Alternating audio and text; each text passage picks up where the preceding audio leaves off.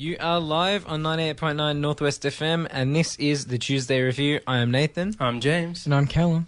And it is a very special episode. It's a huge, huge episode. It is James's birthday. Happy birthday, Happy James. birthday, James. Thank you. But no, the reason it is a huge episode is not because it's my birthday. I'm not that vain. It's because it's our mega, super duper, extra long Endgame review, Avengers Endgame.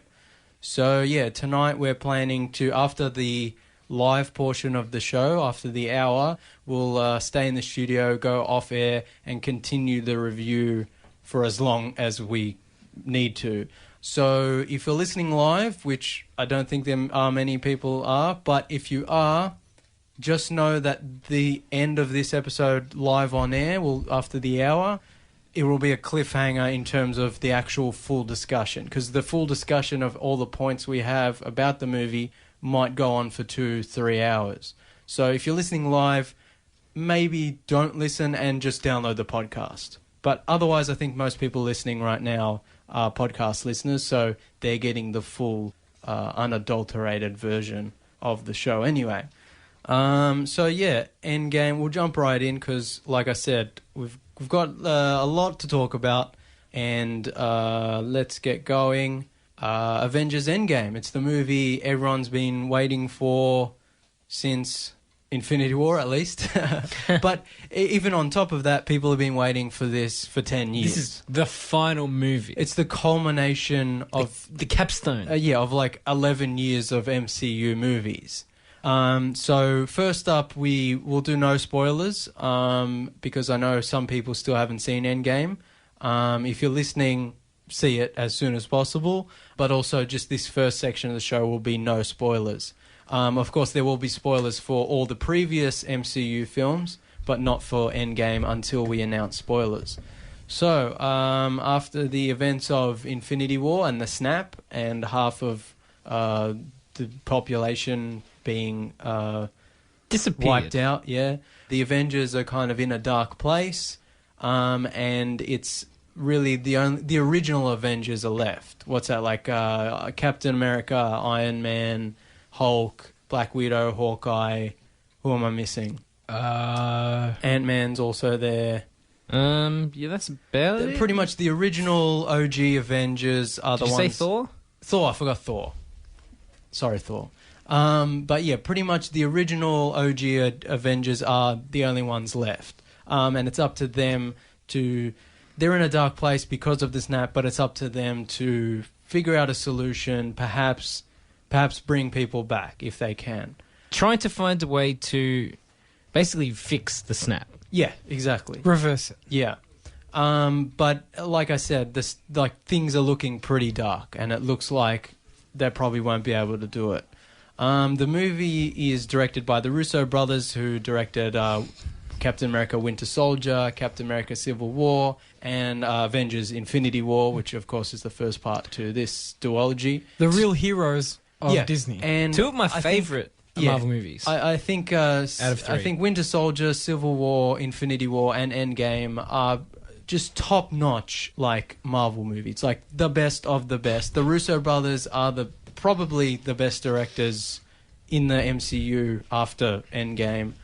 They're just... Everything they do, I think, is on point. And I think Civil War has slowly, over the years, become my favourite Marvel film. And yeah, I just think they do a really good job. This is apparently their final MCU film. We'll see. We'll so see. We'll see what happens. But I think it's a good way to end their run. It's definitely a high point. It is a high point. Because if I'm correct, didn't it hit $1 billion in the box office in its opening weekend? Oh yeah, it's breaking all sorts of records, which we knew it was going to, but also like, you know, it's a great movie. So, you know, as for it being their final movie, like, we'll see, man. Money talks. Yeah, but also I think they've done so much for the MCU. They worked so hard on filming Infinity War and Endgame back to back. Like, it took a lot out of them. I think they said what they needed to say in terms of the arcs of some of the characters. And so I think for them to end it here would make sense. But yeah, in the future they might come back. But yeah, it makes sense that they would end their MCU run with Endgame. And I think after all these years, I still think Winter Soldier is my favorite Marvel Yeah, movie. it's pretty good. It's pretty damn good. Like they really changed the game on how you shoot action in a Marvel movie, how you treat the world and characters. And I think even some of the more spectacular, more powerful, supernatural heroes, they could learn more from how Civil War and Winter Soldier were made.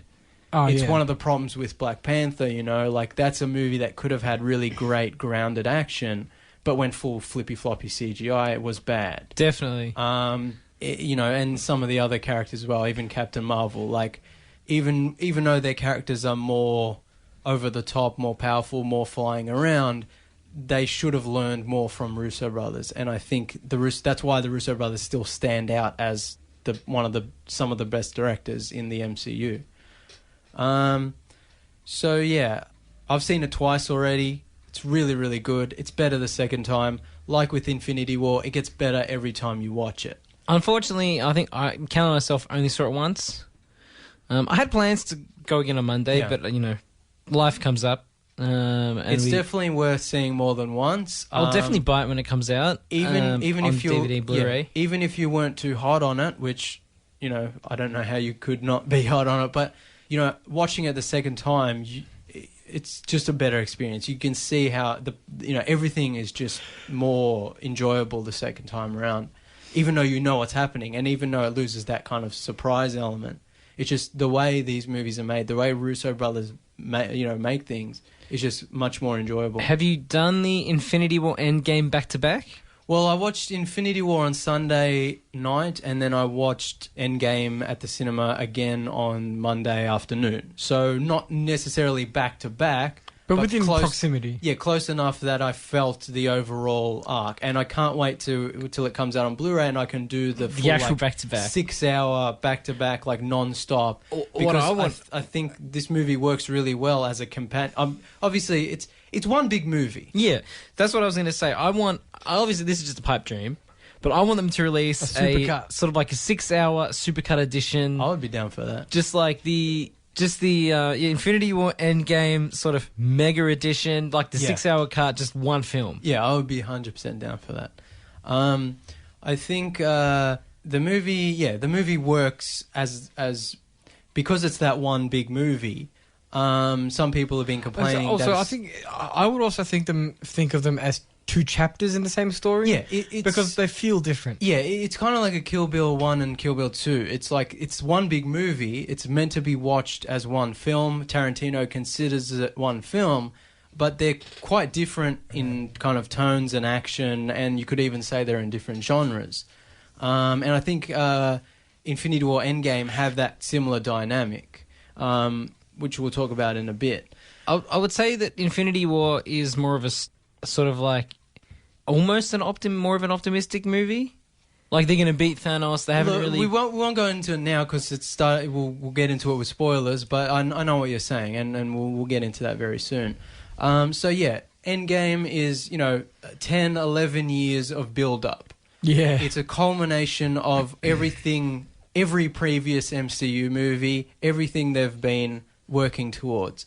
So I hate to say this, but this movie is for the fans. If you haven't seen all the Marvel movies, if you don't really like them, this isn't a standalone movie. No. Not only is it a sequel to Infinity War, it's the ending to This is the big, 21 other movies. in comics terminology, this is the crossover event. Yeah. You know what I mean? You have all the different comics with their own narrative threads, and then they But it's all like- get bundled together in the big. Yeah, it's like the first Avengers was the crossover movie of the previous films, but it's like you can sort of enjoy it on itself. Yeah, exactly. It takes the things from the other Iron Man, Thor, Captain America movies, weaves them in, but it's like the Endgame is a drastically different movie, where Different beast. It's the ending to 21 movies in a way, ending in air quotes because obviously there's going to be more MCU films in the future. Yeah. You know what it's I mean? it's definitely one of the biggest movie events Yeah. in recent years. I mean, apart from I guess the only one that sort of comes close is Episode 7. Star Wars, yeah. I mean, in terms of like, yeah, excitement. in terms of how big of an event film it is. yeah, That's the only one I can think of that comes close. sort of, yeah. That's that excitement and that getting that much buzz around it. Yeah, The cultural frenzy. yeah. Like the movie's epic in every sense of the word. Like it's huge. But I think, like we were just saying, it sets itself apart from Infinity War. It's different to Infinity. Infinity War is epic, but this movie's epic in a different way. It's doing different things. But it's also a fantastic end to this 11-year saga of Marvel movies. And so it's truly epic in that regard. Like, just everything finally It's the comes to a culmination of all of these Yeah. storylines and characters. Yeah. threaded sort of plots. Yeah. It was great to see at the cinema, like on a, usually when we see a movie, we try to go on off-peak time, so there's less people, it's a better chance of getting good seats, stuff like that. But when I saw it the first time, I saw it on opening night, and, it's quite full in the cinema. And I think that was a great experience. Seeing this movie with a almost packed house was really, really fun because everyone I'm assuming everyone there was a Marvel fan. And so you get that excitement, you get the audience reactions. There was no You one can in the feel- cinema shouting that Snape kills Dumbledore. There was no spoiler moments. Well, I saw it on opening night, so unless they saw it in the morning and then came in just to spoil it again. Someone got beaten up in China in the front of the cinema. Did you hear about that? Look, I'm not condoning violence, but they deserved it. Yeah, you get what's coming to you if you go out to ruin other people's fun. Yeah. So like at the end of Infinity War when the snap happens, and it's a Marvel movie. Most of those characters are going to come back, but there was still this kind of reaction from the audience. There was the air was sucked out of the room. Yeah, and I think Endgame has several of those moments. It's just for people who have been following these characters for so long, like there are things that happen in this movie that like just people were just like, whoa, like several times I think that happened. So yeah, it was great to experience it with an audience. The movie, it's 3 hours long. I think it definitely needs to be 3 hours. Yeah.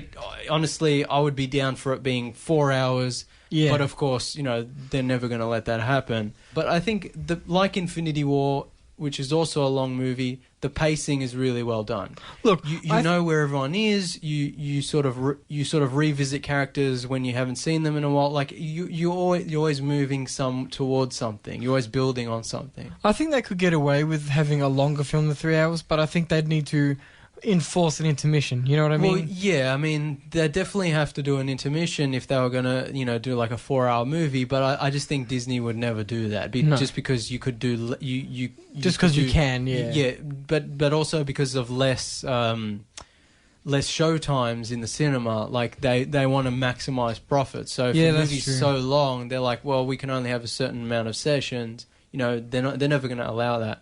But yeah, I wouldn't mind. We wouldn't mind that. Make it 5. Yeah.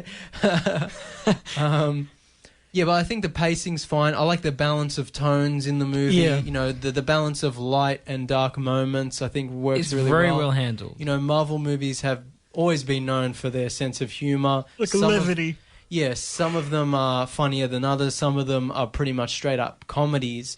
I think this one does a good job of dealing with the darker character kind of moments, but also still have the fun, Marvel. The movie retains jokes the movie does retain a lot of its humor, Yeah. but it's not afraid of sort of examining those sort of say sadder or darker storylines. Yeah, and the balance between that is balanced as everything should be. Like it's not jarring. From going from a dramatic scene to a funny scene, it's not jarring like it is in some other movies.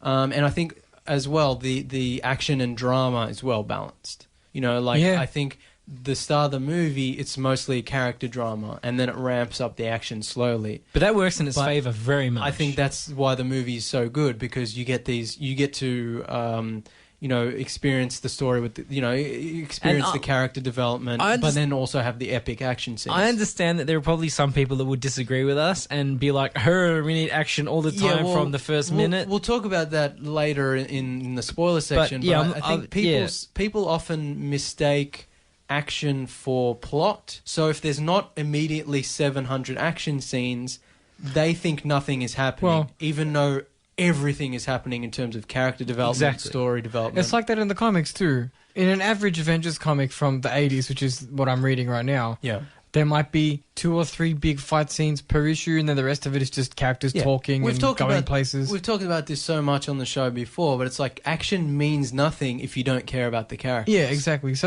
it's perfectly fine for a comic book movie. And again, it is a comic. I know the MCU is its own thing, but it is based on comics. Yeah. And in comics, you generally don't have too much action going all the time. But even if comics, for some reason, never existed, this is how you make a good action film. Yeah, that's right. It's developing the world, developing the characters, and then paying it off with great action scenes. And Endgame does that really well. There are some wobbly CGI, bobblehead bits, but overall, nothing as bad as Mark Ruffalo. In the Hulkbuster. Nothing as bad as War Machine going Captain Marvel. Yeah, and nothing like Andy from Toy Story and Captain Marvel. But look, overall special effects. The Marvel movies have always been at the forefront of this, and in terms of CGI as well. So most of it's just fantastic. There are a few odd bits that are a bit wobbly, but nothing really that gets in the way. And all the action scenes are, I think, really well done, even when they're very CGI heavy. I think the Russo brothers are doing a really good job in that regard. Look, there are a few things that I might have done differently. I know, Callum and I were just talking before we went on air about, some of the things, might not come together as well as we had hoped, but nothing really gets in the way of the Nothing really harmed our enjoyment of the film. It's a good movie. Look, it's one of those movies where you watch it and you enjoy it. It's only when you really start to think and pick on little things that you're like, well, maybe that doesn't work so well. But on a surface level, great movie. But even then, when you start digging into it, I don't think it falls apart. Some people have been saying... No, it doesn't. A lot of people have been saying this movie falls apart as soon as you question or nitpick anything or look at anything. And that couldn't be further from the truth. No. We'll have quite a lengthy discussion about why that's not true. If you've listened to this show before, you know that we love to complain. Oh, yeah. So anything we talk about is just... Cause if I see a thread poking out, I want to pull on it. Yeah, exactly. And that goes for this film as much as any other film we've ever reviewed. As much as we love the MCU, if this movie was bad, I would be 110% down to start ripping into it. But it's not bad. The problems we have with it... They're forgivable. They're forgivable, or they don't really harm the movie enough to make it not enjoyable. There's no end credits scene per se, but I will say stick around for the credits. I know the movie's long, but a lot of people worked very hard on this. Exactly, and it's just after the movie ended, even though I knew there was no end credit scene, I stayed anyway. And there is a little bit of a great sort of end montage, if you want to call it that. We won't spoil it now. So I'd say stick around, even though there's not a definitive scene at the end.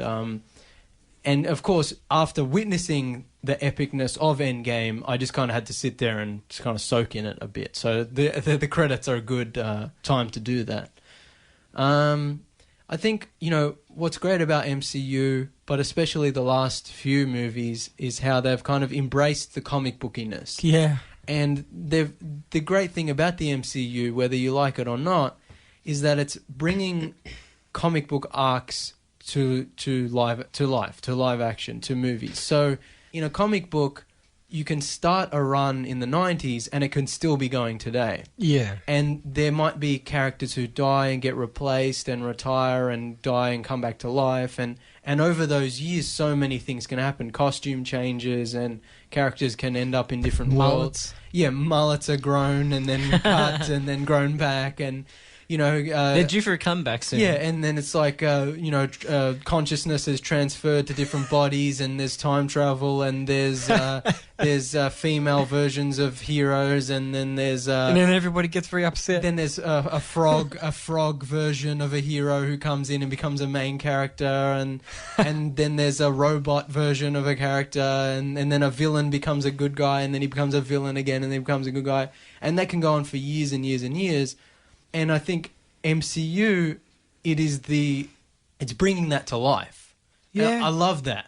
How, yes, it has its limitations because it's all interconnected, but it's great. You can watch these movies for the next 20 years, which I'm assuming they're going to keep going. The only downfall is that the actor's age. Yeah. Like, that's the only downfall. But that's kind of what I love, which we'll get into in spoilers, is characters can be replaced with new ones. You can hand the mantle of your superhero alter ego to a new... and the next generation. And that's kind of what happens in comic books. Yeah, that's true. I remember I was talking to James a couple of days ago, and we were talking about how when this is all done, I want to get the big box set.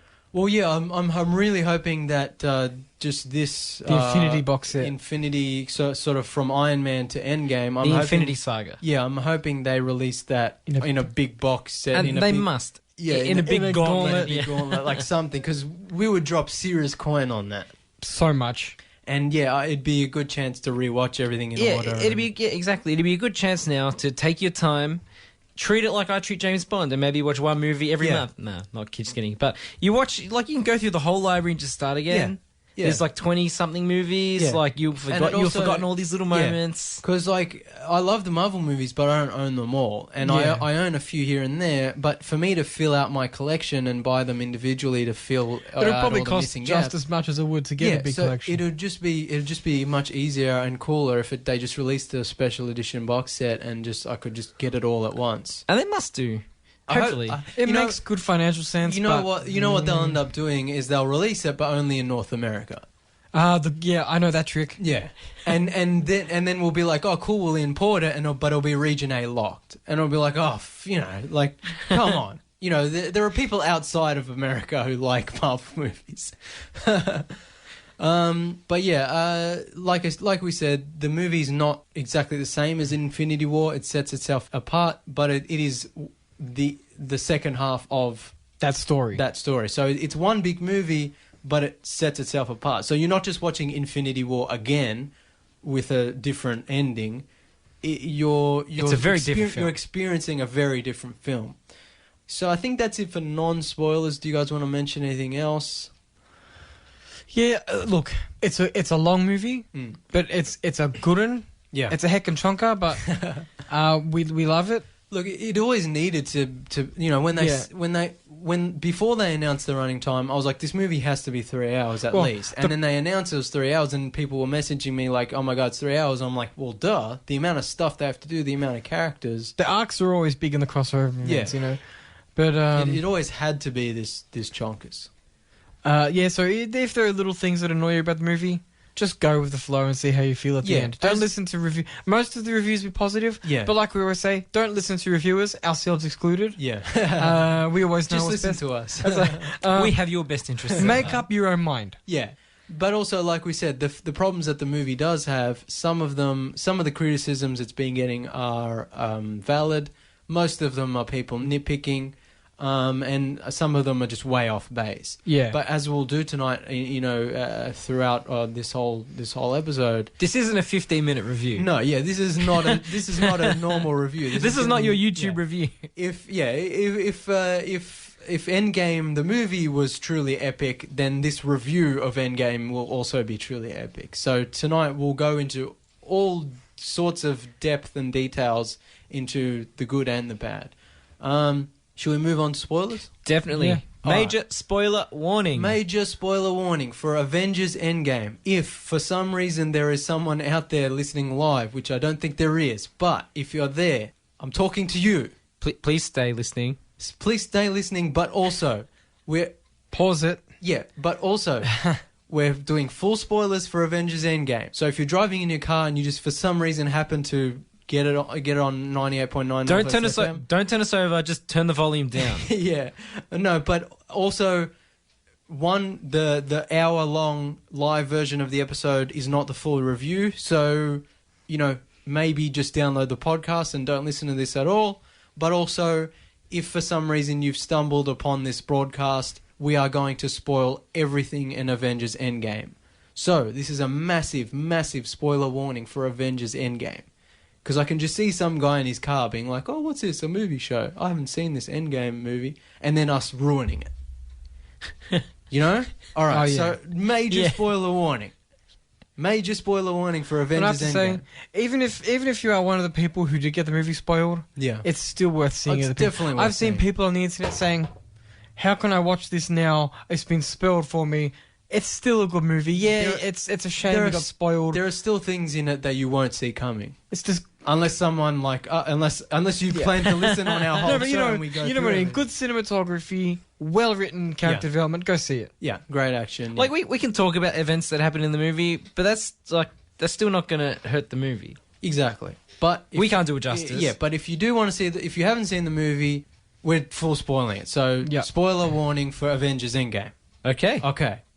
It's your own fault from this point on if you we tried our best. Yeah. So, basically, after the snap, the Avengers are sort of... I forgot about War Machine. He's part of the original Avengers. But no one cares about War Machine, James. I love War Machine. He's like my favourite. Actually... No. We'll get it. He's nobody's favourite, James. No, he's always been my favourite because I loved Iron Man before he was cool, right? I loved Iron Man back in the day before the first Iron Man movie came out. But War Machine was always my favourite. So it's like Iron Man's my man, but like War Machine. Because he's Iron Man, but he's like got cool black armour, and then he's got big guns. And his legs don't work. No, in this version, I'm talking about original comic... I'm winding you up. Like comic book cartoon War Machine. Yeah. He's basically Iron Man, but his armor's cooler and he's got bigger guns. So I've always loved War Machine, and I think Don Cheadle's awesome. But anyway, what were we talking about? We were talking about the opening You were scene. talking about how War Machine was also one of the leftover Avengers. So the Avengers who are left after the snap they're having a pretty bad time. Can we call them the Revengers? No, yeah, I mean that's Thor, that's a different Thor thing. trademarked. But anyway, what were we talking about? So they're having a bad time. They are. Half of the population of the universe has vanished, and Thanos disappeared at the end of Infinity War after the snap, and they don't know what to do. Can't blame him, to be honest. Yeah, and so I like these opening scenes. Can we talk for a second? This film, unless I wasn't paying attention, has a cold open. Unless they stuffed up our viewing. Because I don't remember seeing any trailers. It was just adverts for like the local businesses. Oh. And then straight to Hawkeye. No, I got trailers in my showing. Unless we Both missed of my showings. Unless we missed the trailers, someone stuffed up and it just went straight to Hawkeye after an advert. Maybe they decided to, after the commercials. Because I thought that was awesome. Yeah. I was like, oh my god, this is really an event. Yeah, I remember I didn't expect that. We were watching an ad and all of a sudden it goes black, curtains open, and it's like straight to the film. Maybe they were running behind or something. Maybe, Still, probably. I liked it. Yeah. That would have been cool. But yeah, the opening scene with Hawkeye, really, really cool. I think that's my favourite Hawkeye scene in the entire MCU.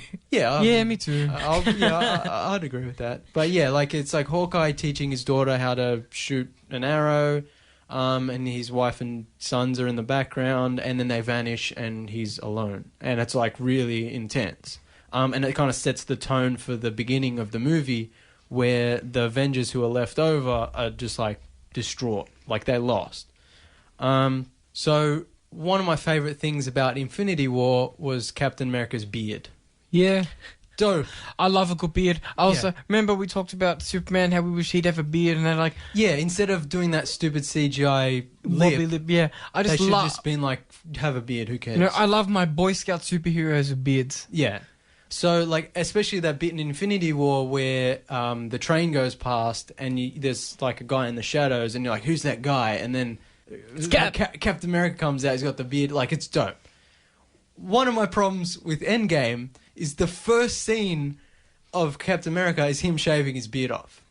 It's symbolic, James. I know, Symbolic. but it's like you've just like lost against Thanos. Oh, a bigger The one. snap has just happened. Keep that beard, man. You're still in depressed mode. That's now, right. then the movie jumps 5 years in the future. Then that's when the beard shaving should have happened. So you can see, like, after that time, he's shaved the beard. But it's like, literally, you literally see him, He shaving shaved it the off. beard because he's no longer a winner. Only winners have beards. But, like, I know it's a nitpick and it's me making a joke, but it's also, I feel like they got Chris Evans to shave his beard and then they just started filming.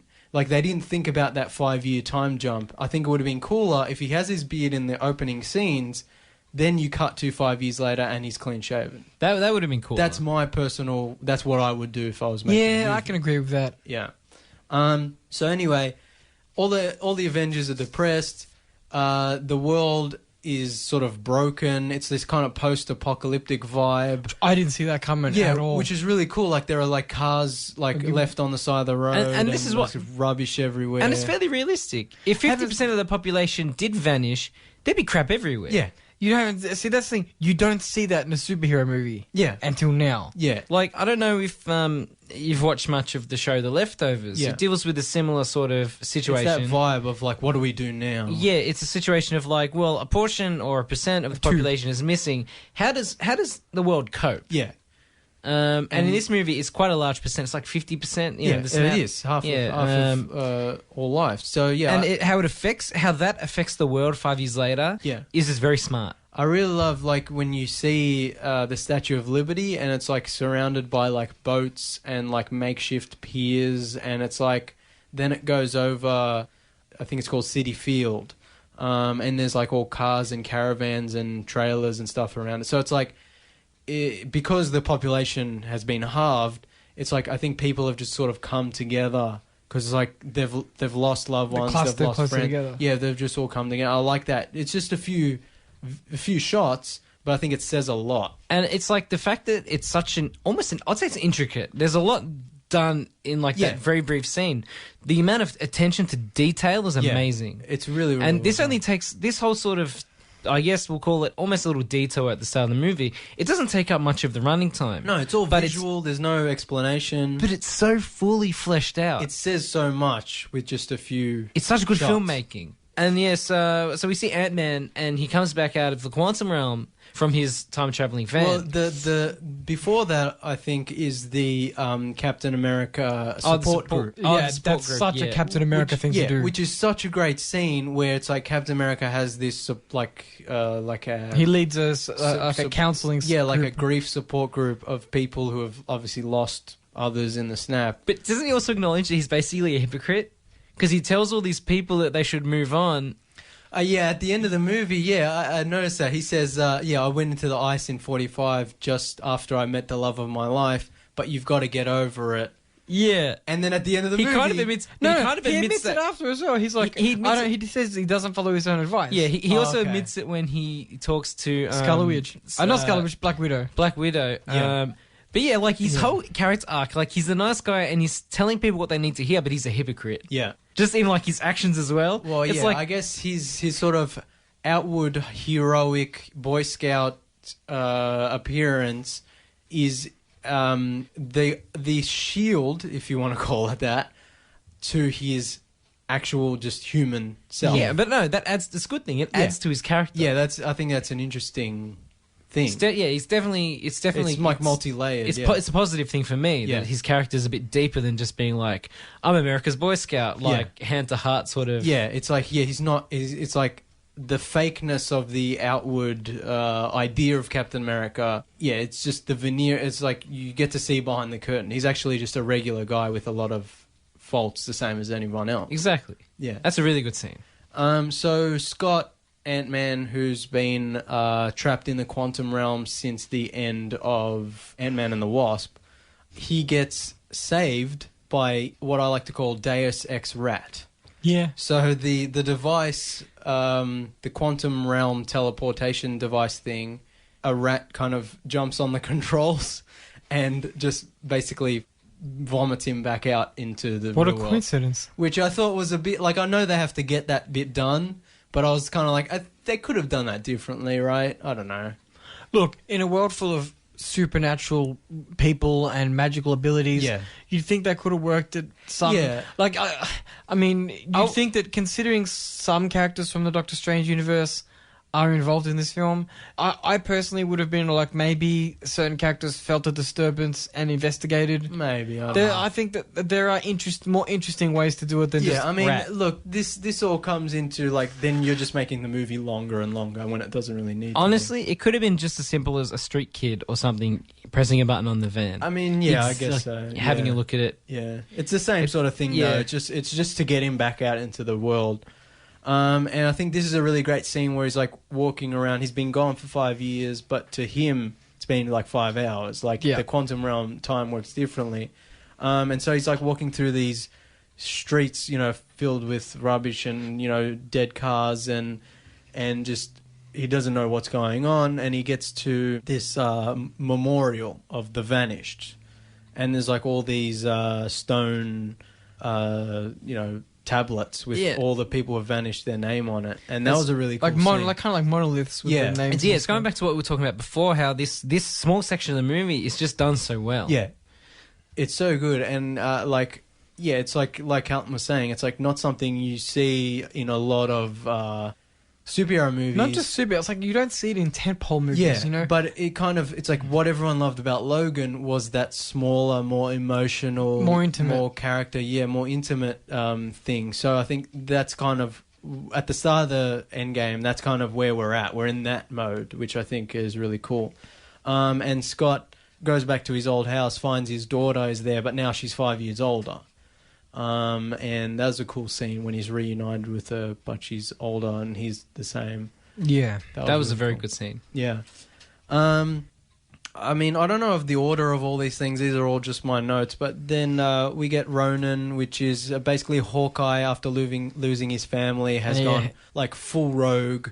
He has a samurai sword. 3 edgy 5 me. Yeah, he's got a crappy mohawk haircut and a sleeve tattoo and a katana, and he's just like... And he's a wanted criminal. He's just like murdering the crap out of anyone he deems to have unfairly survived the snap. So basically all criminals. I'm cool with it, whatever. No, yeah, it's dope.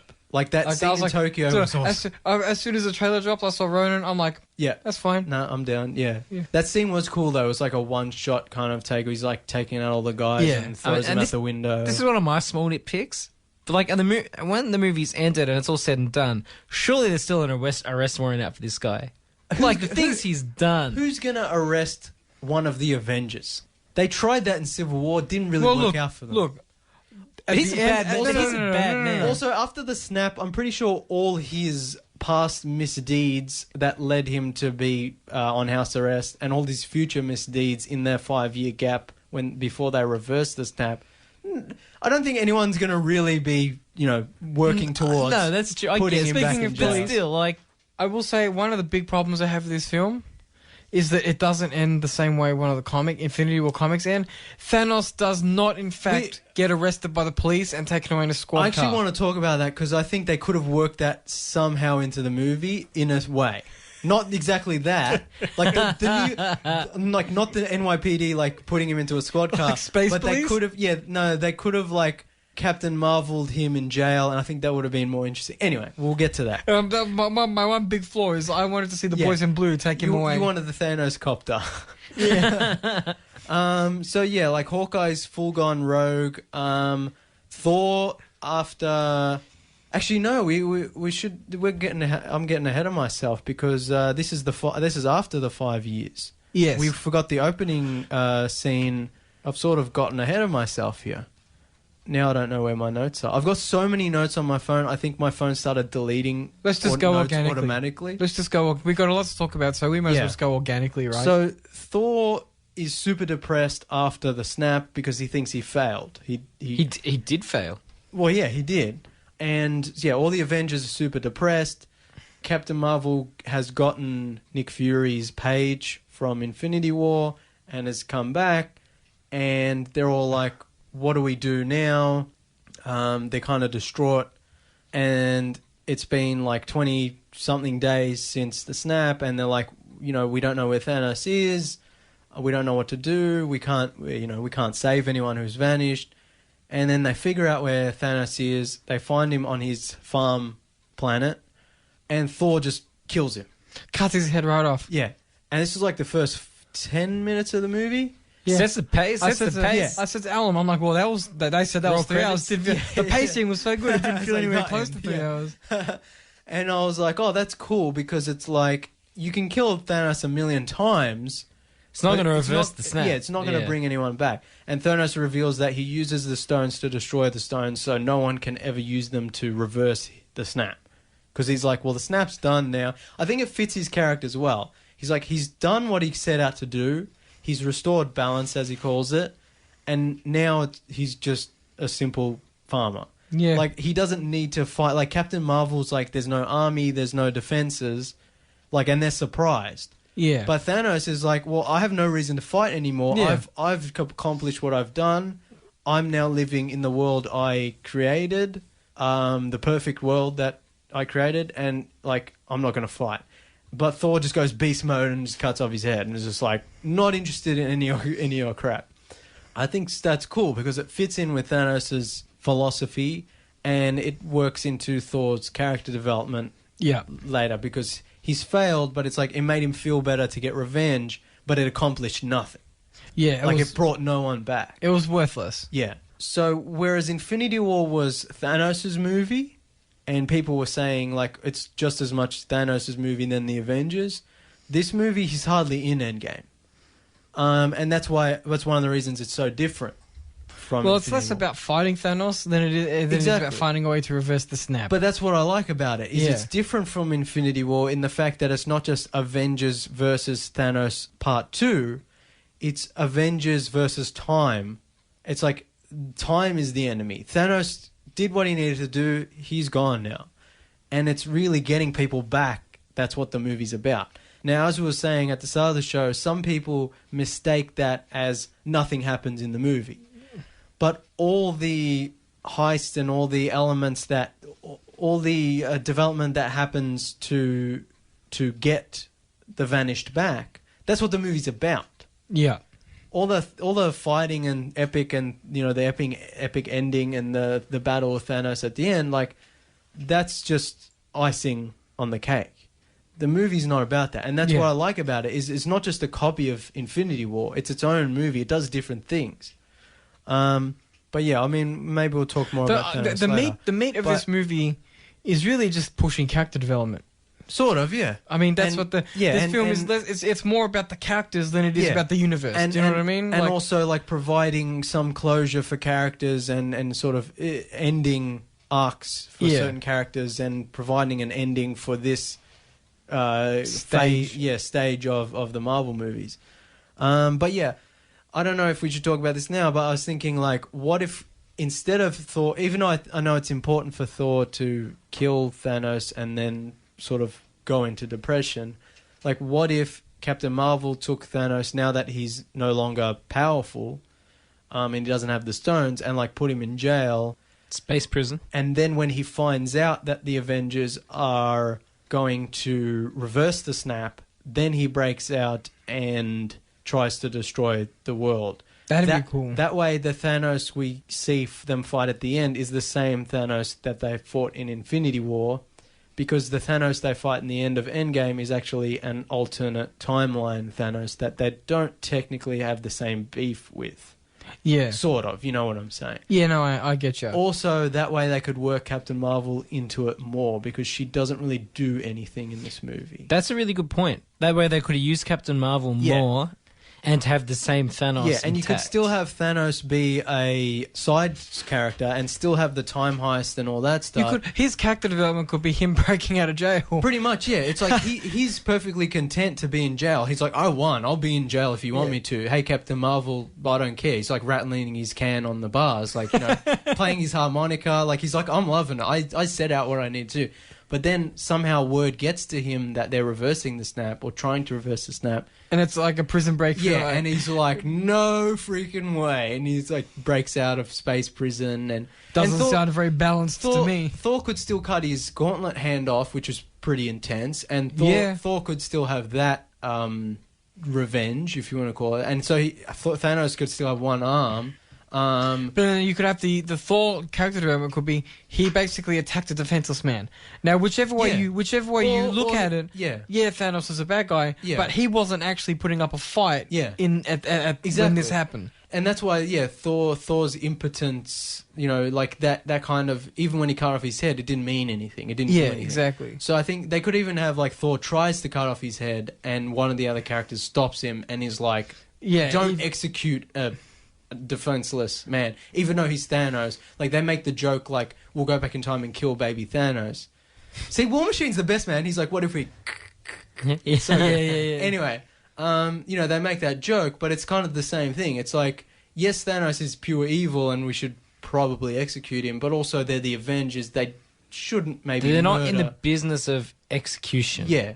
So, I mean, look, the movie could have been a little bit better if they did that, but the way it is still works for Thor and still works for the movie. Absolutely. Speaking of Thor? Yeah. Oh, yeah, so back to... So they've killed Thanos, and then it says 5 years later. And there's all this post-apocalyptic stuff, and everyone's super depressed, and Captain America has his support group, and the remaining Avengers are sort of... They're off dealing with their grief and difficulties in their own ways. Yeah, and they're also, like, Black Widow is now the kind of head of the Avengers HQ, and she's kind of coordinating with War Machine and Okoye in Wakanda. And they're trying to catch Ronan, Captain right? Marvel. Hawkeye. Well, yeah.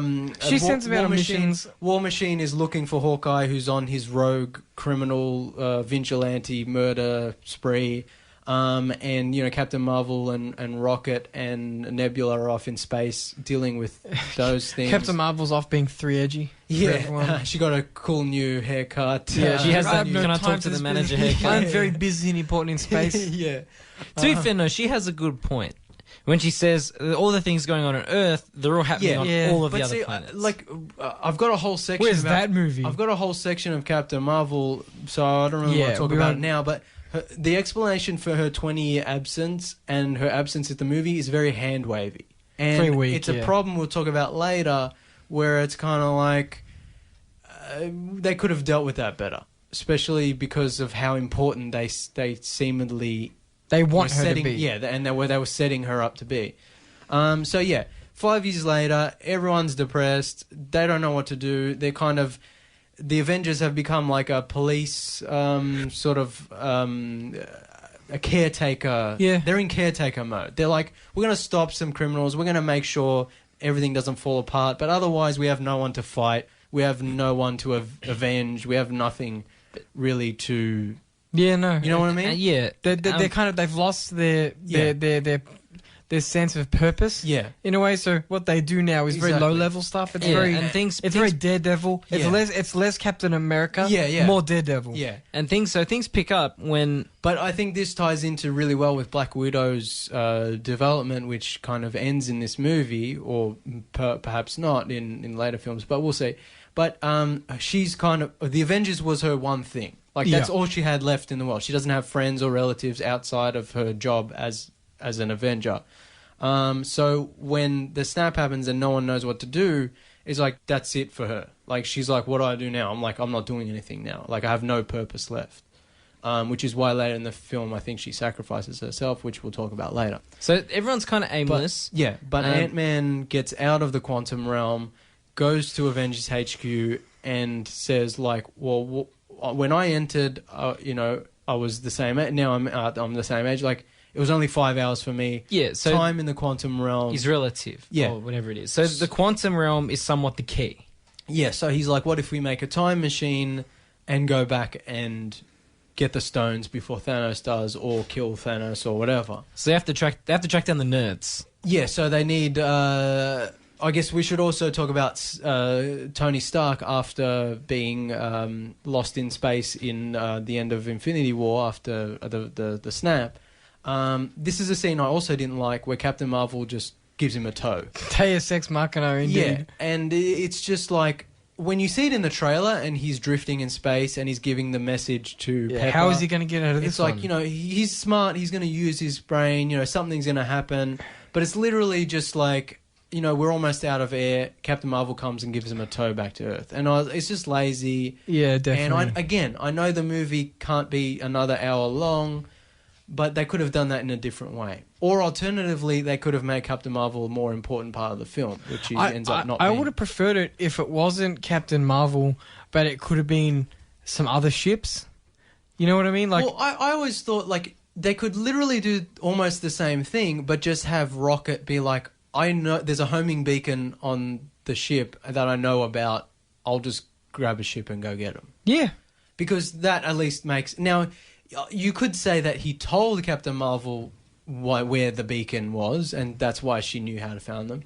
But, like, it just felt quick and lazy. Yeah, no, I agree. And again, it's just to get them back to Earth. Yeah. So, and it's like the Rat. It's like just a quick... Like, otherwise the movie's just going to longer and longer and more drawn out. But, and you know, see, it's something they could have done differently. Definitely, in keeping with Tony Stark's character, it wouldn't be out of the realm of possibility that Tony Stark would have a beacon on him. Yeah. Or he just figures out a way to make one, or to what do you call it? Get the hyperdrive working. They could have even added in a similar sequence to when he was making his armor in the first one, like a good homage to Iron Man 1. He's got an arc reactor on his chest still, right? So he could have plugged that into the hyperdrive and been like, "Let's jump to the nearest space gate," and that actually could have been cool too. He gets close enough to a planet that Captain Marvel is patrolling, that she finds them. You know, like, because she's off doing space stuff that we don't see, that could have made it more important in the film, and you actually visually see that the same things... She says the same things that are happening on Earth are happening in 1,000 planets around the universe. So it'd be cool to actually see that. Maybe Stark and Nebula get to a planet and it's devastated the same way Earth is, and Captain Marvel's there dealing with some rogue group of criminals or etc. Finds them and Stark's like, "We need a tow back to Earth, please." And she's like, "Cool, I just got a round up these dudes." Yeah, but she's like, "I just got a page from there. I'm on my way. Oh, okay, yeah. Jump on my back and I'll pick you back to Earth." You know what I mean? Like, yeah. Again, the movie would be longer and longer, but it could have been dealt with better. So Iron Man's rescued, and then it's also find the Hulk. Yeah, but Iron Man's super depressed, so he pretty much leaves the Avengers. He retires, he quits, and it's 5 years later, so he and Pepper have a daughter named Morgan, and he's all about that retired dad life. This is one thing that I liked about this movie in terms of his character arc. He found something that he didn't know he wanted. Yeah. And that was super cool. Yeah, and he doesn't want to give that up for anything, even if that means bringing the Vanished back. Yeah. Even though he lost, Peter, Parker, and a lot of other people, he's like, I don't want to lose my wife and kid, so I don't really care about these Vanished people. But he kind of still does, because he's still because before we get ahead of ourselves, they also have to track down the Hulk as well. Yeah, because before they get onto that Iron Man stuff, they go find the Hulk. Yeah, so Ant-Man discovers this time travel thing, and they're like, we need the biggest brain to help us put this plan into effect. Yeah. They go to Stark, who's living in a cabin with his wife and kid, and he's just like not interested. He's like, we can't undo it. Time travel doesn't work. Please leave. Which is, I guess, is a fair enough thing to say. And so Captain America, Black Widow, and Ant-Man. They're like, well, who else can help us? And they're like, well, Bruce Banner. So they go to Bruce, but it's been 5 years, and Bruce has figured out how to keep the intelligence of Bruce Banner, but the sort of brawn of Hulk. And so he's become basically the Hulk, but with a brain. He's become Smart Hulk. And that's one of the big problems I have with this film, is that's a massive character development. Yeah, it's... you could have had a Planet Hulk movie, and that would have been the character arc for that. You know what I mean? I feel like this should not have been left off screen. Maybe we'll talk about it later, but it's I think skipping that 5 years, you lose a lot. They effectively explain what that 5 years has done to people, but you also miss some of the development. Like Hawkeye's is pretty rushed, Black Widow's is pretty rushed, and Hulk especially. It's like, well, It kind of feels like we're missing a movie in between. No, that's exactly how I feel. Certain characters have entire movies worth of character development. yeah. Like done. Yeah. Like we can You know say what I mean? why all of these happened, but it's still not good Like, enough. To, they could have teased out Mark Ruffalo's development Well, over, just here and there. I read an interview with the writers of Infinity War and Endgame, and they were like, we were planning that for the end of Infinity War, but we thought it'd be too much. Because, in Infinity War, Bruce can't get Hulk to come out. Yeah. And so they were like, well, when he gets to Wakanda, he kind of figures out with their super technology and his brain, it's like, maybe I can have best of both worlds. Which I think would have been cool for that movie, but also probably would have drawn things out too much and, it would have been too rushed. But yeah, then skipping over the 5 years and then just being like, oh, now he's Smart Hulk or Professor, like in the comics, I think they call him. It's like, yeah, it does feel a bit rushed. But it's really funny. Yeah, that's He's really good. The only complaint is I wanted to see that happen. I like the result. Maybe they should have done... I mean, see, the movie would just get longer and longer. You know what they more should have drawn out, done? But maybe like a montage sequence. I don't know. I would have done a web series. You know what I mean? Like, no. Then you get into the territory of you don't want to have to watch the TV show or read the book or whatever to understand. No, the but movie. this could have been something they did before Endgame came out. Yeah, but like a 5 years that's series still- of short. That's still technically supplementary material. You know what I mean? But it's better to have it than have Endgame and then be like, well, where's all this going on? Do you know what I mean? Maybe. Like this is still maybe stuff. just YouTube shorts. No, that's what I mean. Yeah, like that's this fine. is- But I'm saying This like, is still stuff that's not in the movie. Do you know Yeah. what I mean? Like No, I'd rather have supplementary material Yeah. and be able to physically see it than them just be like, oh, trust me, he figured out a way. Just Yeah. we're not going to show you how. We'll talk about it. I'd rather they actually implement it into the movie. But like you said though, then Yeah. it's going to be a 4 or 5 hour film. Exactly, yeah.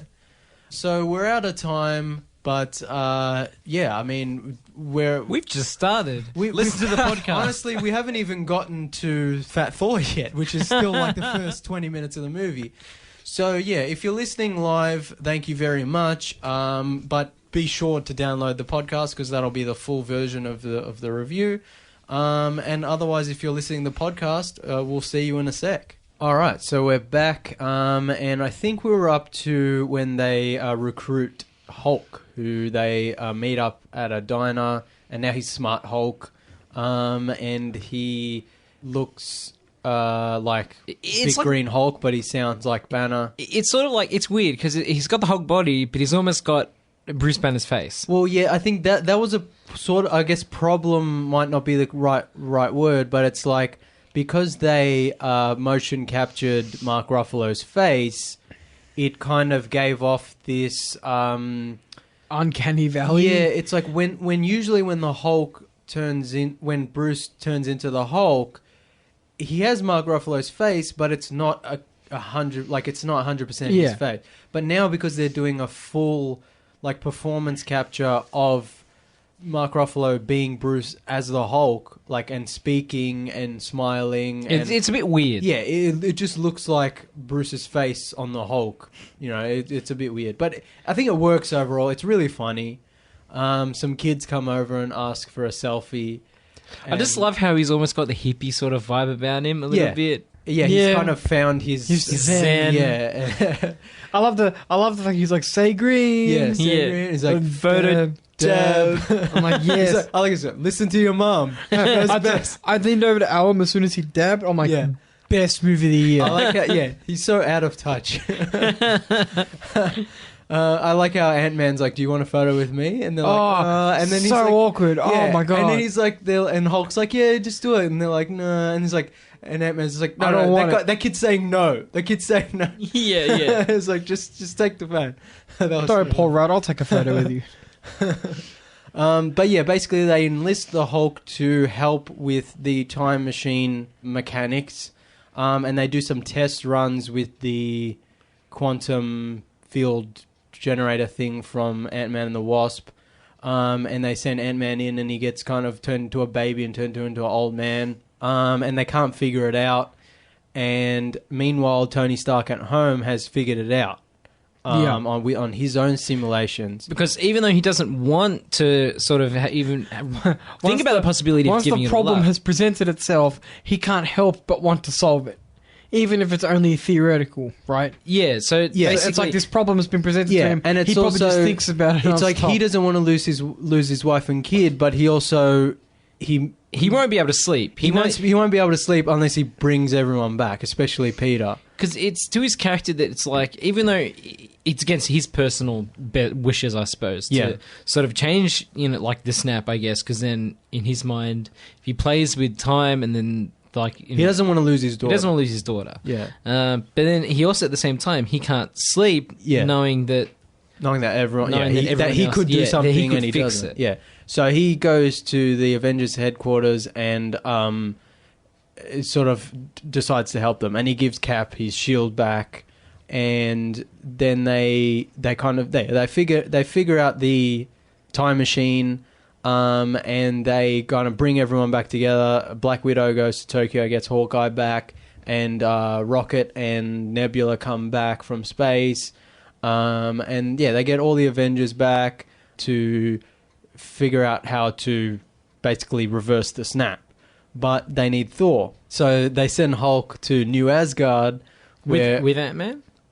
No, with Rocket. Oh, with Rocket. Yeah. And I guess Rocket knows Thor from the Infinity War. Yeah.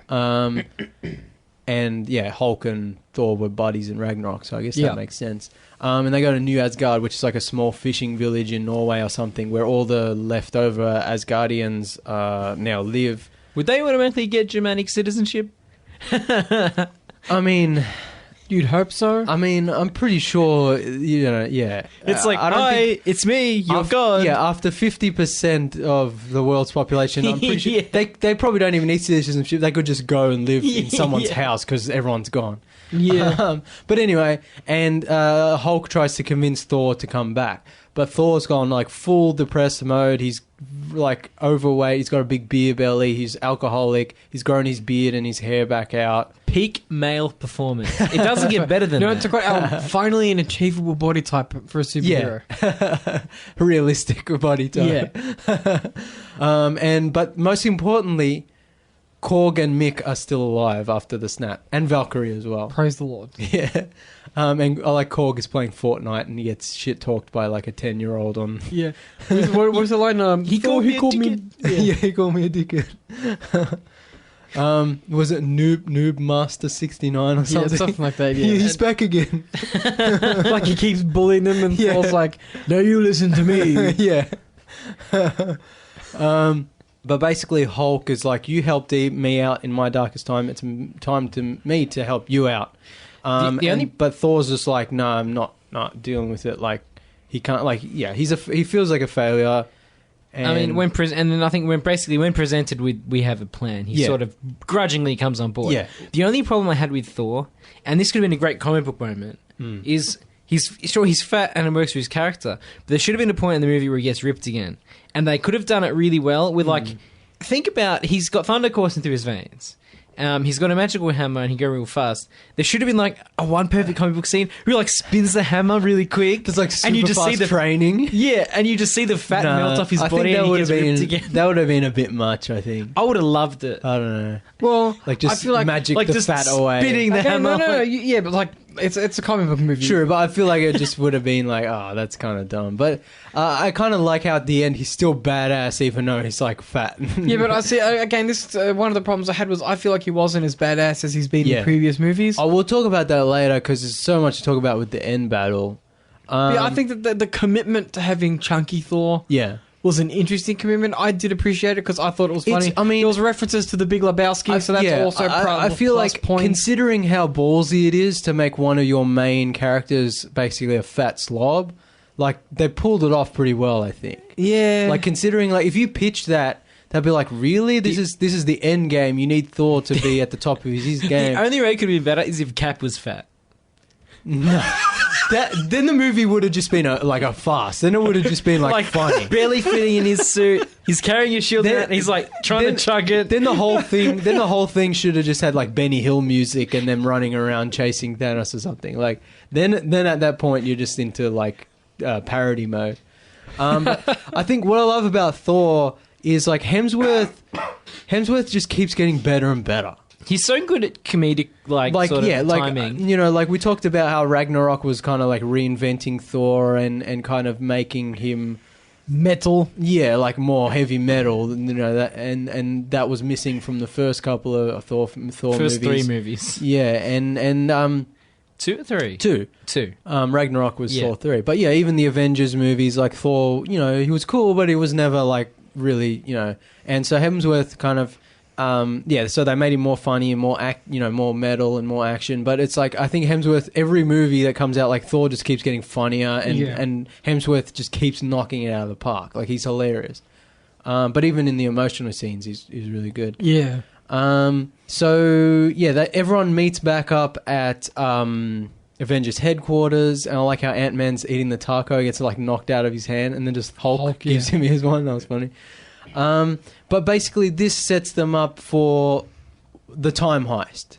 So this movie should have been called Avengers Time Heist, because that's what it like. That's what it is. Like, this is what makes it so different from Infinity War. Infinity War was the Avengers trying to stop Thanos from getting all the Infinity Stones. Yes, I think it's almost a misnomer, isn't it? Like, yeah, it's the final movie, but like the big climatic battle is like just the last part of the film. Yeah, exactly. Like most of the movies is the time heist, which is why I like the movie, and I think some people have problems with it. But personally, that's why I like the movie, is because it's not just Infinity War again. No, that's right. It's a completely different movie. Like, Infinity War, they're trying to stop Thanos. It's like more fighting, more bombastic, more like race against time. Like race against time. Like this is a race against time as well. But you know, like it's like we have to fight. We have to go here. We have to go here. We have to fight him.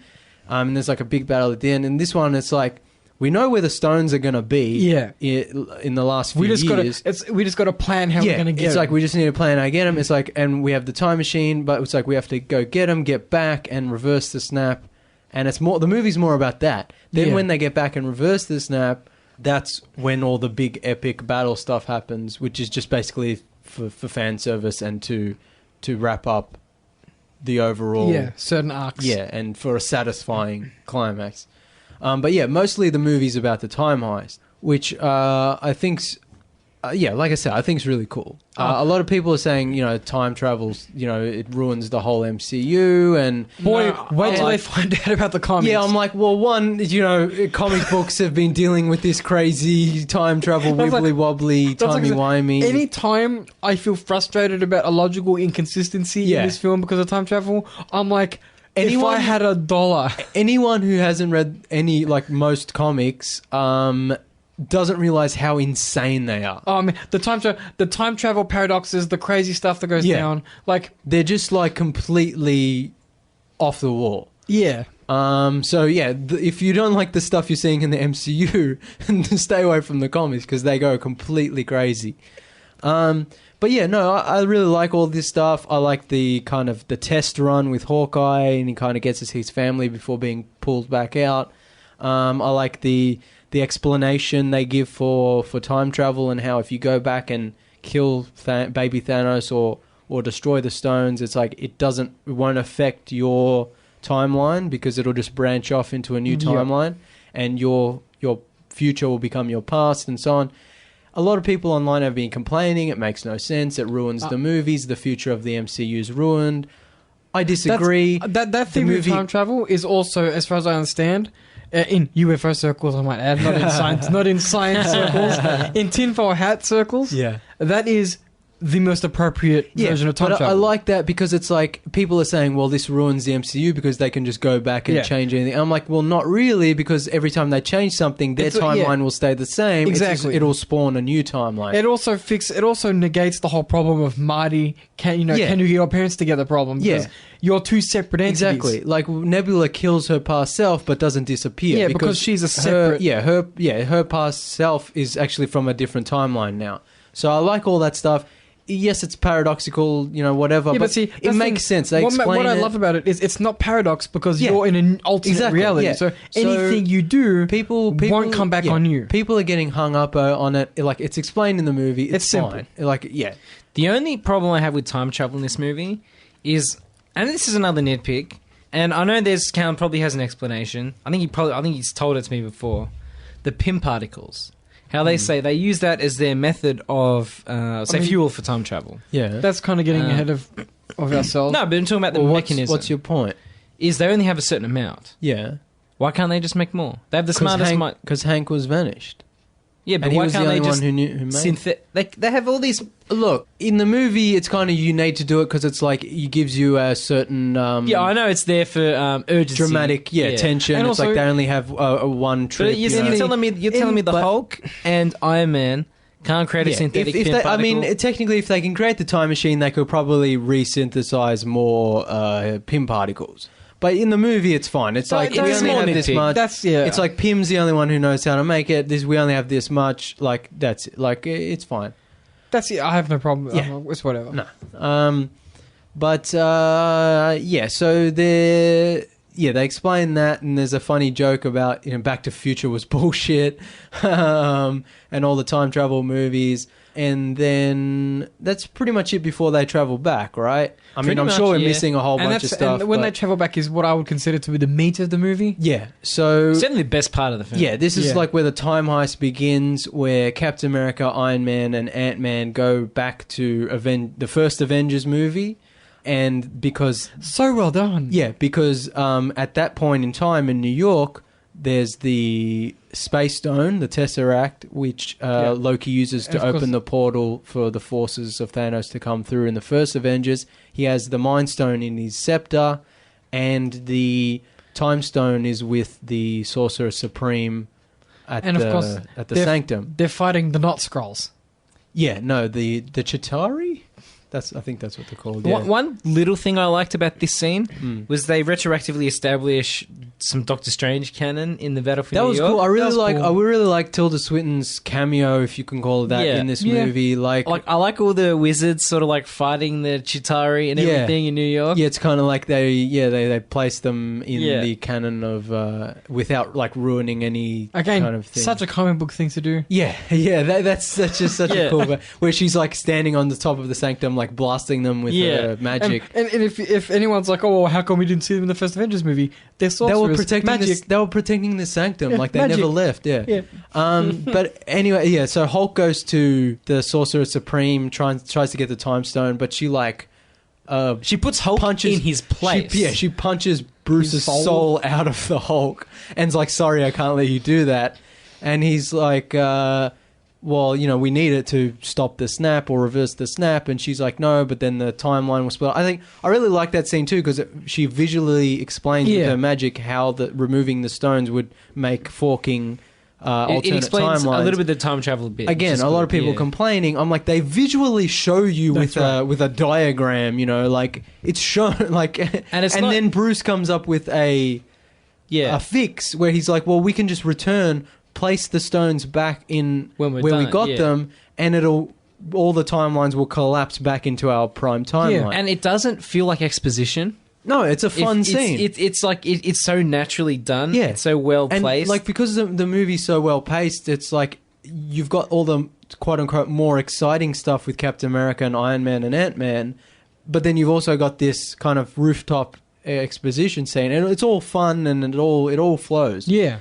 But yeah, so I love the fact that Bruce gets the stone by saying, well, Doctor Strange gave it to Thanos. Yeah. And she's like, that's all you needed to say. Yeah, but I like that because she's seen the future or whatever, and she knows Doctor Strange will replace her. So she's like, oh, if he gave it away, maybe he had a reason. Which at the end of the movie, he did. So Iron Man and Ant-Man are going to get the Tesseract. I like how Ant-Man's on Iron Man's shoulder, and he's like, flick me, and he flicks him into the briefcase with the Tesseract, and then he goes into Stark's chest plate, and he's like, I'm going inside you now.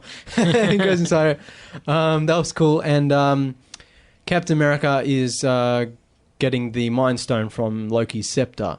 And it's cool because you see like the money shot from Avengers 1 with the moving camera, and like you see like the first Avengers team and with their older selves lurking in the background, like Back to the Future 2 style, like watching them trying to sneak in.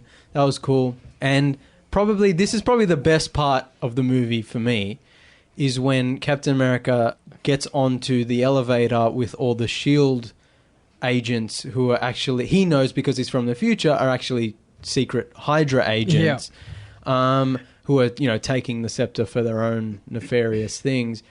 And it's kind of like, you think it's going to be a fight in an like elevator. a replay of this Winter Soldier elevator fight.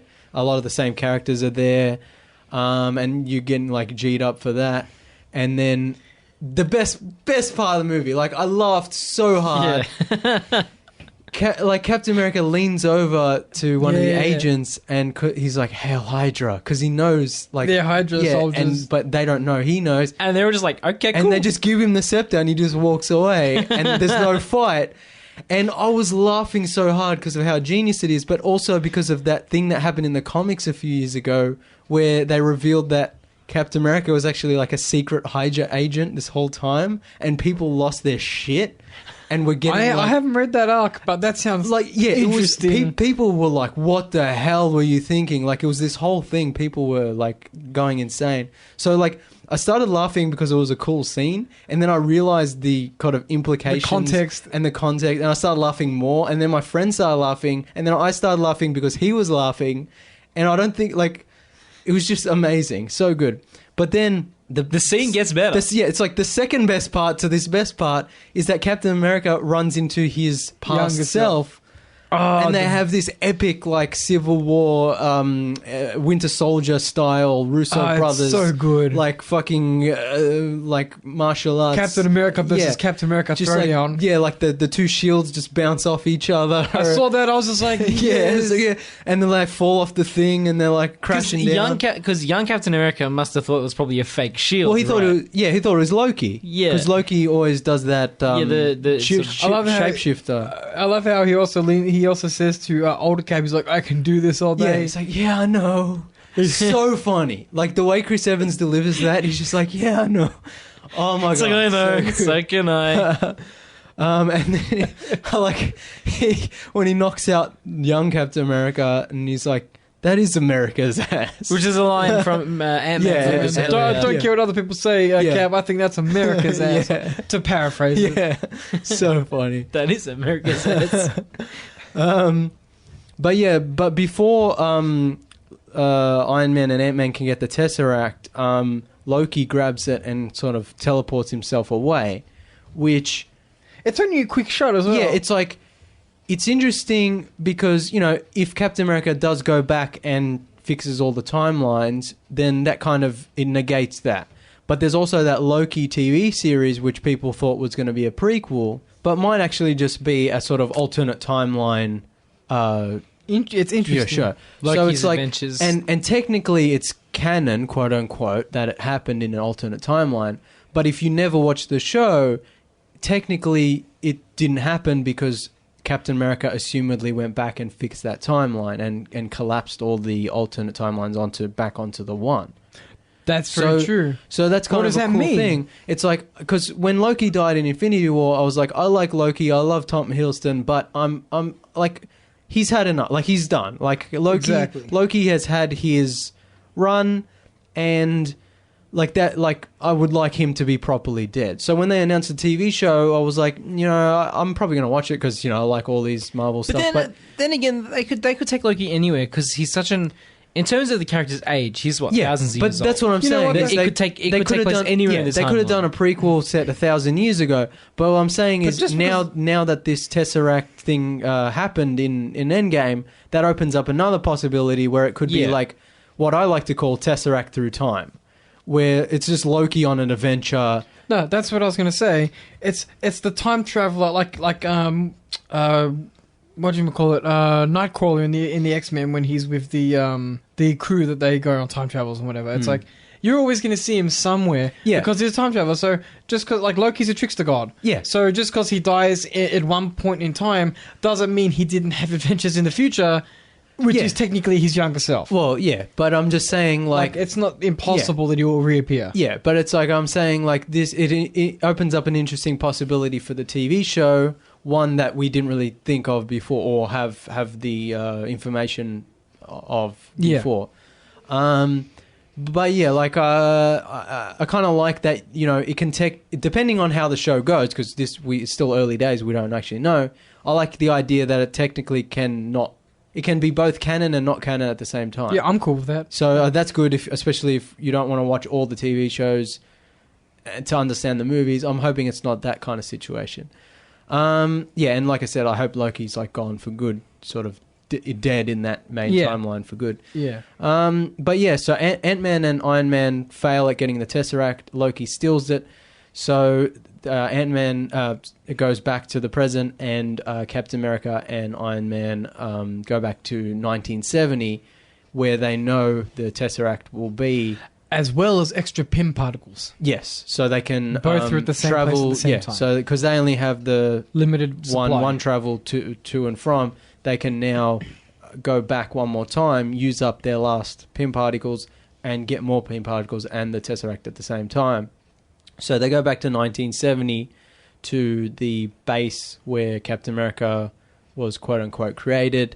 Howard Stark is there doing Agents of S.H.I.E.L.D., inventy stuff. And this adds another level of sort of enjoyment for me in this movie. Yeah. The fact that it's like they're going back in time to like the first film. This is all really fun. Like people complaining about it. That's what I mean. It's a fun movie. Fun, and also the fact that Tony gets to meet his father when they're roughly the same age. It's just like such an emotional scene, and it sets up his final moments in the film. There was never any part of this film where I was not deeply engaged. Yeah. Yeah, and that's what I was going to say. Like, the time travel itself is fun when they're going back to Avengers 1, and it's like, I remember that, like Easter eggs here and there. And then it goes back again to, like, decades before. Yeah. And it's like, it's still really fun. But it's visually different. Yeah, it's different from Infinity War. It's fun, just in terms of the premise and the, like, quote-unquote action, but also, like, dealing with the emotional aspects is as well a really, really interesting. And yeah, like Tony meeting his father and them having a discussion about fatherhood. Because that's one of the sort of threads through his Tony Stark's character arc through all of these movies really is his, I guess, lack of a relationship with his dad at some level. And it's so nice to have them address this age. You said when they're the same age. Exactly. Especially because Tony's a new father, a relatively new father. Yeah, and he gets to sort of what do you call it? Reconcile his rocky relationship with his father just before he dies. And it's like I couldn't just think before of Tony dies, not his father. Yeah. I couldn't sort of think of a better way to reconcile this sort of decade saga long sort of character thread. So in one movie. Like we were talking about how it should be called Time Heist. The reason it's called Endgame is because, it kind of ends this saga. Yeah. But also it ends Captain America and Iron Man's arcs and characters. But I'm just satisfyingly. I'm just really pleased that they sort of ended it on. It's a good note for the character arc. Yeah. It's like they just tied it up so nicely with all of these deep character issues that they've had through the whole saga. Yeah. It was a really good way to end his arc. Yeah. I also like you see young Hank Pym, where they get the Michael Douglas. Yeah. Yeah. But like the de-aging in the Marvel movies has always been incredible. So you listening, Star Wars? Yeah. So and the old age effects for Steve when Captain America comes back as an old man, like incredible. So I'm hoping whoever does the Marvel stuff is doing the Irishman stuff. Because there's been all those, not rumors, but all those news about, de-aging Al Pacino and De Niro, and apparently that's going to be a big part of that movie. So it's like, I'm hoping it looks anywhere near as good as the Marvel stuff. It will. Because I'd hope so.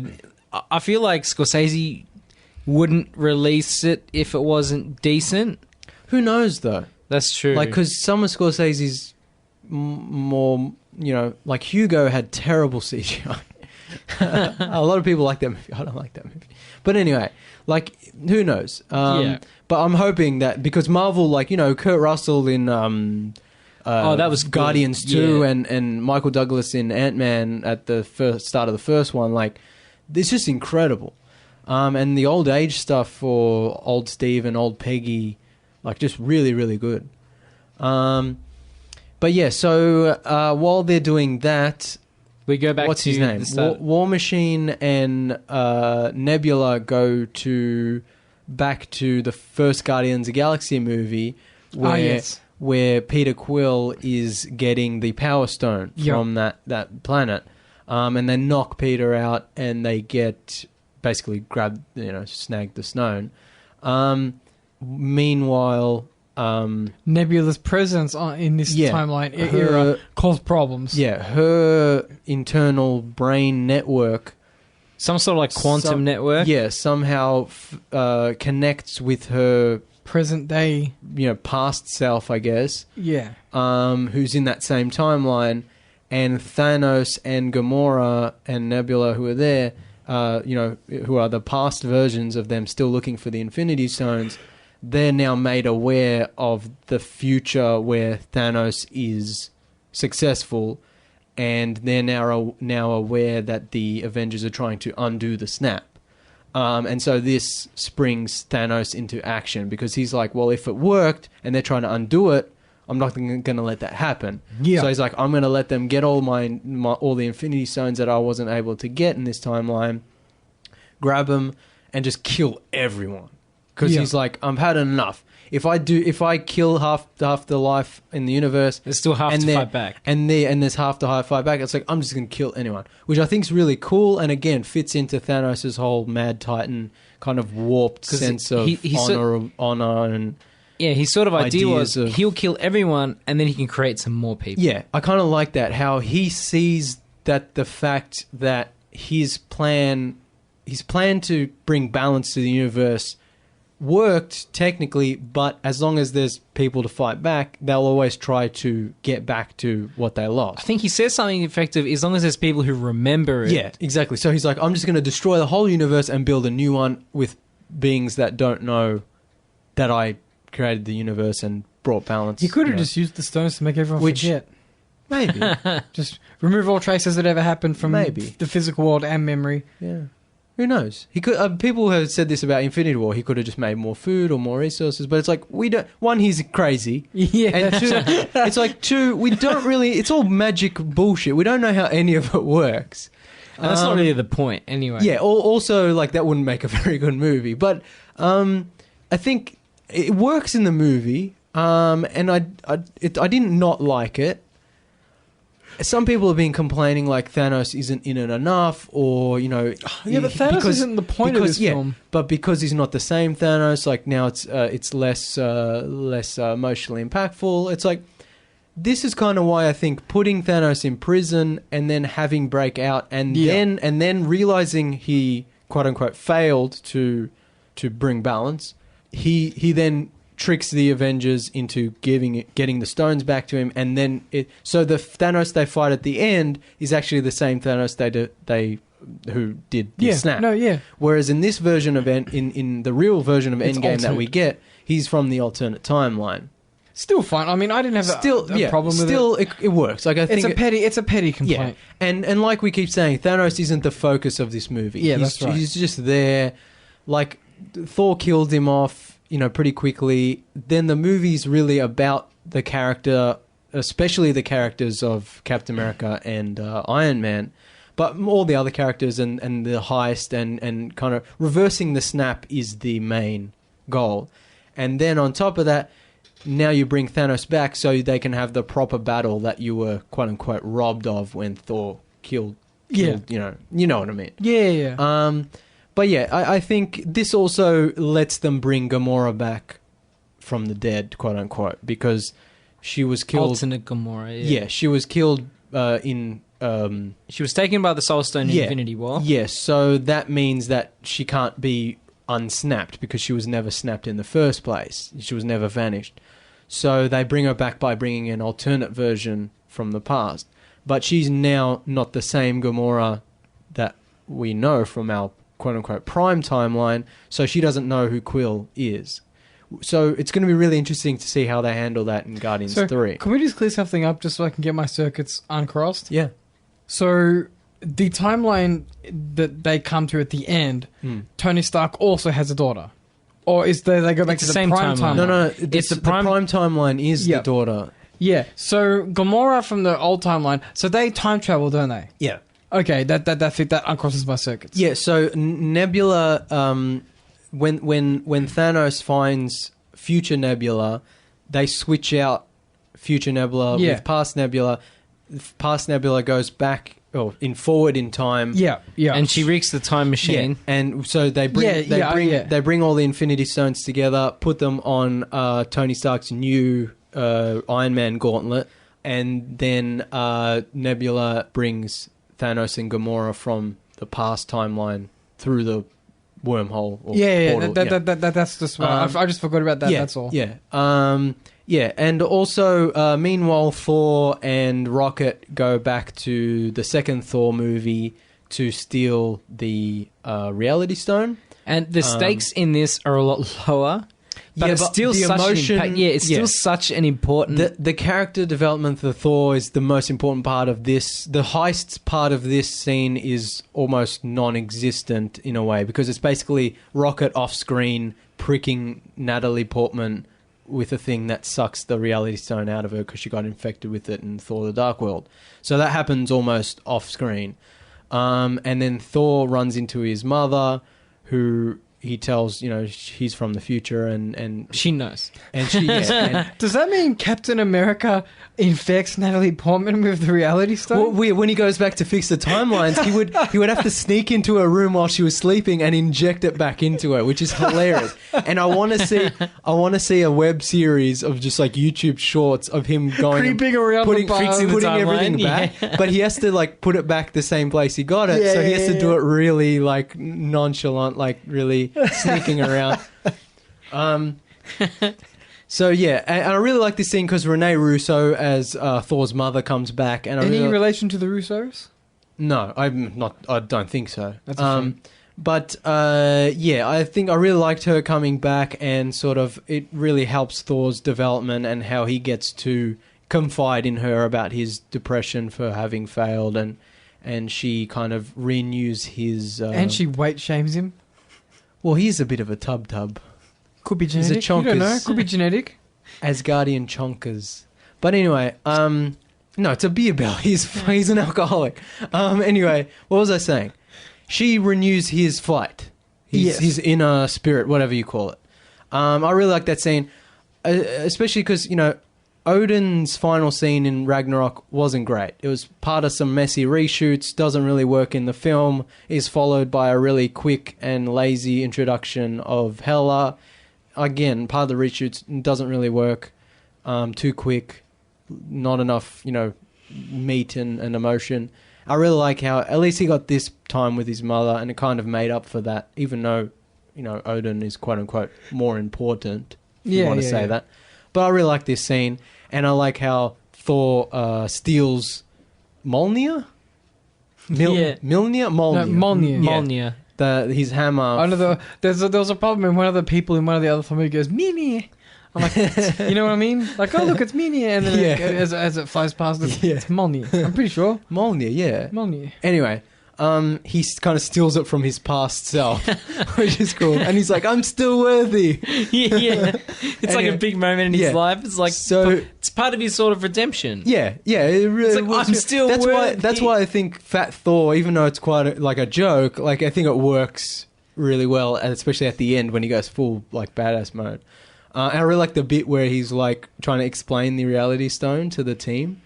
And he's like, well, actually, it's not a stone. It's this little angry sludge. And he's like, and my girlfriend at the time. And he goes on this long rant. And then who is it? Hulk? It's either Hulk or War Machine start doing the cut it off sign. And then I like Nebula starts telling them about Vormir, where Thanos got the Soul Stone by killing Gamora. And Ant-Man's just like, not it. All that stuff was cool. Anyway, they all get their stones. They get back to the present. They put them on Iron Man's gauntlet. But we're missing a sacrifice. Oh, I forgot about meanwhile. We're missing one more stone. Yeah, so meanwhile, while they're doing all that, Hawkeye and Black Widow go to Vormir. The two characters I honestly don't care about. Yeah, teaming up to do something I don't care about anymore. We'll talk about that later. Because, so Hawkeye and Black Widow, who have been besties since Avengers 1, and who I always thought was really weird that they then in Avengers 2 gave Hawkeye a secret family and tried to ship Black Widow and Hulk, even though that didn't really work, and then remove the kind of sexual tension between Hawkeye and Black Widow. Do you guys know what I mean? Yeah, maybe, I do. Like, maybe I thought, it tested better with audiences when it was her and the green guy. I feel like... Because in Avengers 1, they're very close. Yeah, their relationship is very deep. They get involved in the comics. Yeah, in Avengers 2, you realise that they're just BFFs. And he has a secret family and she has a thing with Bruce. That was a big mistake. And I was kind of like, I think that was a mistake. And a lot of people criticised Joss Whedon for his handling of, like, Hulk and Black Widow are the same because they can't have kids or some stupid shit like that. No, it definitely should have been a rule there, weren't they, throughout the entire thing? And then now we're in the Endgame. And they're trying to make them close again. And they're trying to make them closer. And it's like, yes, a man and woman can be friends without having sex. Like, that's not my point. My point is, in a movie, when you've got these two close characters and you're going to end up with one of them having to sacrifice each other, I think the romantic tension from Avengers 1 to Endgame would have worked better if they were and I don't know if it's just me, but it also seems to make more narrative sense. Yeah. Considering the two natures of the characters, they're both dark. Yeah. They're both lone wolves. Yeah. It just makes sense that they'd be more involved than, say, ScarJo and the Hulk. Yeah. Also, I mean, you'd have to change a lot of things, but I think overall it would have worked better. But yeah, the fact that Hawkeye has a secret family now, I guess, gives him more motivation, more reason to live. Whereas, as we were saying earlier in the show, Black Widow, her only reason for living is the Avengers. And if she can't fulfill her duty as an Avenger by helping bring the Vanished back, she's useless. And so she sacrifices herself. In our ideal movie, that could have been fixed by having Black Widow's sort of, I say, goal in the movie being Ronan or Hawkeye's redemption. That's a good point. Like, because he even says to her, "You don't know the things I've done. You don't know, and she's like, I don't judge people on their worst mistakes or something. Yeah, because at the moment she's just kind of like, she's just there. Yeah. In the movie, there's no other big narrative arc that they're tying up for her. But they could have used this opportunity again if they had done it the right way and had Hawkeye and Black Widow sort of have that will they or won't they sort of thing going on throughout the entire series. Yeah, this could have she could have sacrificed herself for him or his redemption, and it could have been much more. I like that idea that she sacrifices herself so he can sort of redeem himself and not. Make things right. Yeah, it's like, not fall into the hole that he was in, so she can get him out of his depression. Now he feels that he has to live for something. Although if his family doesn't exist in our version of the MCU, then his sort of depression for the Vanished doesn't really work. But they could have pulled something else out. Yeah, that's true, yeah. Maybe he could have had a daughter from a previous marriage who got snapped. Yeah. Yeah. Anyway, I think I like this scene overall. I like Hawkeye, I like Black Widow. But I think the scene was a little drawn out, and they tried to do this thing where they tried to, what's the word? Not trick you. Well, is it going to be Black Widow? Yeah. Is it going to be Ronan who? Yeah, let's do this 5 or 6 times before we show you what actually happens. And like she electrocutes him, and then she can sacrifice herself, but then he shoots her with explosive arrows, so he can sacrifice it, and they keep doing it. It gets a little silly. It's too much. I think a more restrained, more intimate, more emotional scene would have worked better. Now, I know, in Infinity War you had the scene with Thanos and Gamora. That was better. That worked better, and I know they want to differentiate it from that, and I know they want to show that these two people are like peak superheroes, but I think they could have done that better. It could have been more intimate, more just less explosive, running. Definitely, it's gone back to what we just said, where it could have been like Black Widow being like, "I've always loved you." Yeah, but I just mean in terms of the direction and the choreography. No, more intimate, a bit closer, not this action and bombastic. Less shooting at each more other and dialogue, running. sort of more. They could have fought maybe hand to hand, but it could have been like. I don't want to say like at the end of Civil War where Cap fights Iron Man, but that level of intensity of two best friends or two lovers or whatever having to physically fight each other. Yeah, exactly. But instead it becomes more of like an action sort of adventure, kind of like they're jumping and swinging, and it becomes a bit much. Yeah. I would agree with that. But overall, it didn't. Again, doesn't. Nothing in this movie is that bad that it ruins anything. Like, no, it that's was just fine. I just personally don't care about either of these characters. Yeah. So my investment in who dies, honestly, I was just like, yeah, Yeah. just make the sacrifice so the story can move forward. Yeah. So, Nothing against how it looked nice. Nothing against the scene. Yeah. I was just like, eh. I mean, I don't know if we should talk about this now, but like, Black Widow dies, but a Black Widow movie has already been announced. I'm pretty sure a writer-director is already attached. Like, it took them this long to finally get the Black Widow movie going, even though people have been asking for it, even though it had been rumored for years. And it took her to get killed off for them to finally make the movie. And now it's a lot harder to... And now it's too late. It's already been made redundant. So yeah, so it's like if it's a prequel, fine, it might be a good movie, but we've already seen the end of her arc. We've already seen her sacrifice. If it's a sequel, that would kind of negate her sacrifice and make it less impactful if she resurrects or whatever, or comes from a different timeline or whatever, like Gamora. Yeah. So either way, I think making a Black Widow movie after her death doesn't. It's not the best idea. Like, we always wanted a Black Widow movie. We'll be happy to see it, but at this point, it's too late. Like, you shouldn't have killed her off if you were going to make... They should have made the Black Widow movie before to... Should have been before Captain Marvel. Yeah, well... They should have killed off Hawkeye. Nobody wants to see it. We'll talk about that later, but they should have made a Black Widow movie instead of Captain Marvel. Yeah. So we'll talk about that later, because that's going to be another hour discussion. I think this show might actually be 4 hours. I might split it into 2 parts. If you guys are cool to stick around... Yeah? We'll just keep going, because I've still got... Look how many notes I've got. Oh, fuck. Oh, God. Hey, maybe Thanos should snap my notes and cut them in half. Yeah. And now they're still there. All right, where was I? There aren't enough stones to quell our bitches. We're going to need two gauntlets with twice as many stones. From both times. What if they did that? What? Can they do that? Get What? twice the amount of stones from 2 different timelines and get 2 gauntlets and go full like beast mode. I don't see why not. That's how you ends up with the Beyonder. In 2040. That's when Stan Lee comes in and he's like, stop it. It's like, I created you. Don't make me come down there, you punk.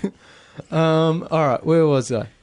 Black Widow. Yeah, so I think this with Black Widow, the movie, it'll also depend on how they handle Gamora's return in Guardians 3, if they're going to try to give her memories back, how that's going to work. You know, we'll see. Yeah. But yeah, so here we are at the climax. And will it or will it not be called As Guardians of the Galaxy? Oh, we'll talk about that. We finally arrived. The big battle. They've got all the Infinity Stones. So they put them on Stark's new Iron Man gauntlet, and they give it to the only man who can possibly take the energy. Yeah. So Hulk is the most powerful of the Avengers that are there, and he's like, I'll do the snap, I'm the only one who can handle it. Because there's something about the radiation, it's mostly gamma. like it's supposed to be gamma, and it won't hurt him as much as it hurt anyone else. But it still almost kills him because of how powerful it is. Just like Thanos, even though he's so powerful, it almost kills him. He had an awfully wounded arm. Yeah, like ruins his whole side of his body. So Hulk reverses the snap and pretty much brings all the Vanished back. And then that's when past Nebula brings Thanos from the past back through the time portal in his giant ship with all his forces, and they bomb the Avengers HQ. And I was like, whoa, did they just kill all the Avengers? Like, I know it's Marvel and I know it's, the climax of the film, but it's like, did they just kill all the Avengers? Because they just set up time travel. So did they just kill everyone just so they can do more time travel? But they all survive. And they're all like trapped under the rubble and stuff. Stay tuned for Infinity War Part 3. Yeah. 2020. So here comes the big end battle, which everyone's been waiting for. And honestly, it's fucking awesome. Like, there are problems, sure, but overall, I loved it. The only problem I had, and this is just because it felt so forced, was there's a moment where Captain Marvel arrives, and I will say she arrives, and as our friend Jake would say, she's the instant win button. She arrives, she takes out the big ship, she does what she needs to, watch out, she's the only real hero there. Well, and then of course there's like some line and she goes, I'm not alone. Yeah. And then all the females of the Captain Marvel universe from the Marvel universe, I'm like, it's very ham-fisted it's and so in awkward. your face, but Awkward. I mean, I still liked it. I was like, yeah, I'm fine. I cringed. I physically cringed. Yeah. I was like, oh, that's so bad. It's a bit much, but I was like, no, I'm cool. But yeah, we'll talk about Captain Marvel in a bit because I got a whole section on her. But basically, the end battle is like 90% fan service, which I'm not opposed to. Because, again, like we were saying... It's fan service done well. Yeah, and like we were saying at the start of the show, this is like 11 years of build-up. Yeah, exactly. So it's like, finally after... Even though the first Avengers was amazing, and Infinity War was amazing, and even Civil War, like, it's like, this is the true, like, huge, like... comic book style, everyone's there. Yeah, you know, like epic final if you battle. listen way back, like to, Return of the King. If you listen way back to Man vs. Movie Civil War review, I complained. Did we review Civil War? Yeah, I'm pretty sure we did. Or maybe we just talked about it. We probably just talked about in reference. Yeah, I think we were talking about when we were talking about Infinity War. Well, I complained that there wasn't enough... it wasn't enough. Yeah. There weren't enough superheroes, right? I was like, there's like 8 of them, who cares? Yeah. I'm like, well, this... Did this make you happy? This is what I wanted to see. Because there's like 700. This fixes that problem. Yeah, this is what I wanted to see. Give me more. Just like, I want like fucking 100 I would hate to be the guy that has to schedule everyone in for these movies. Well, I mean... No, the mouse doesn't argue. Yeah, I know it takes priority, but it's like making sure everyone's there must be... Like, look, one of the hardest jobs in Hollywood. There's so much green screen that can just film everyone separately. But yeah, that would be pretty tough getting everyone in. But yeah, it's like massive, like all the vanished... No, before... Well, I guess we should talk before that, because Hulk is quite injured by the reverse snap. War Machine and Rocket get trapped under the rubble, and Hulk's trying to hold up the rubble so they don't get crushed, and Ant-Man's on their way to save them. Meanwhile, Captain America, Thor, and Iron Man face off against Thanos, who's come through the time portal and is basically just waiting for Nebula to grab him the gauntlet with the stones on it.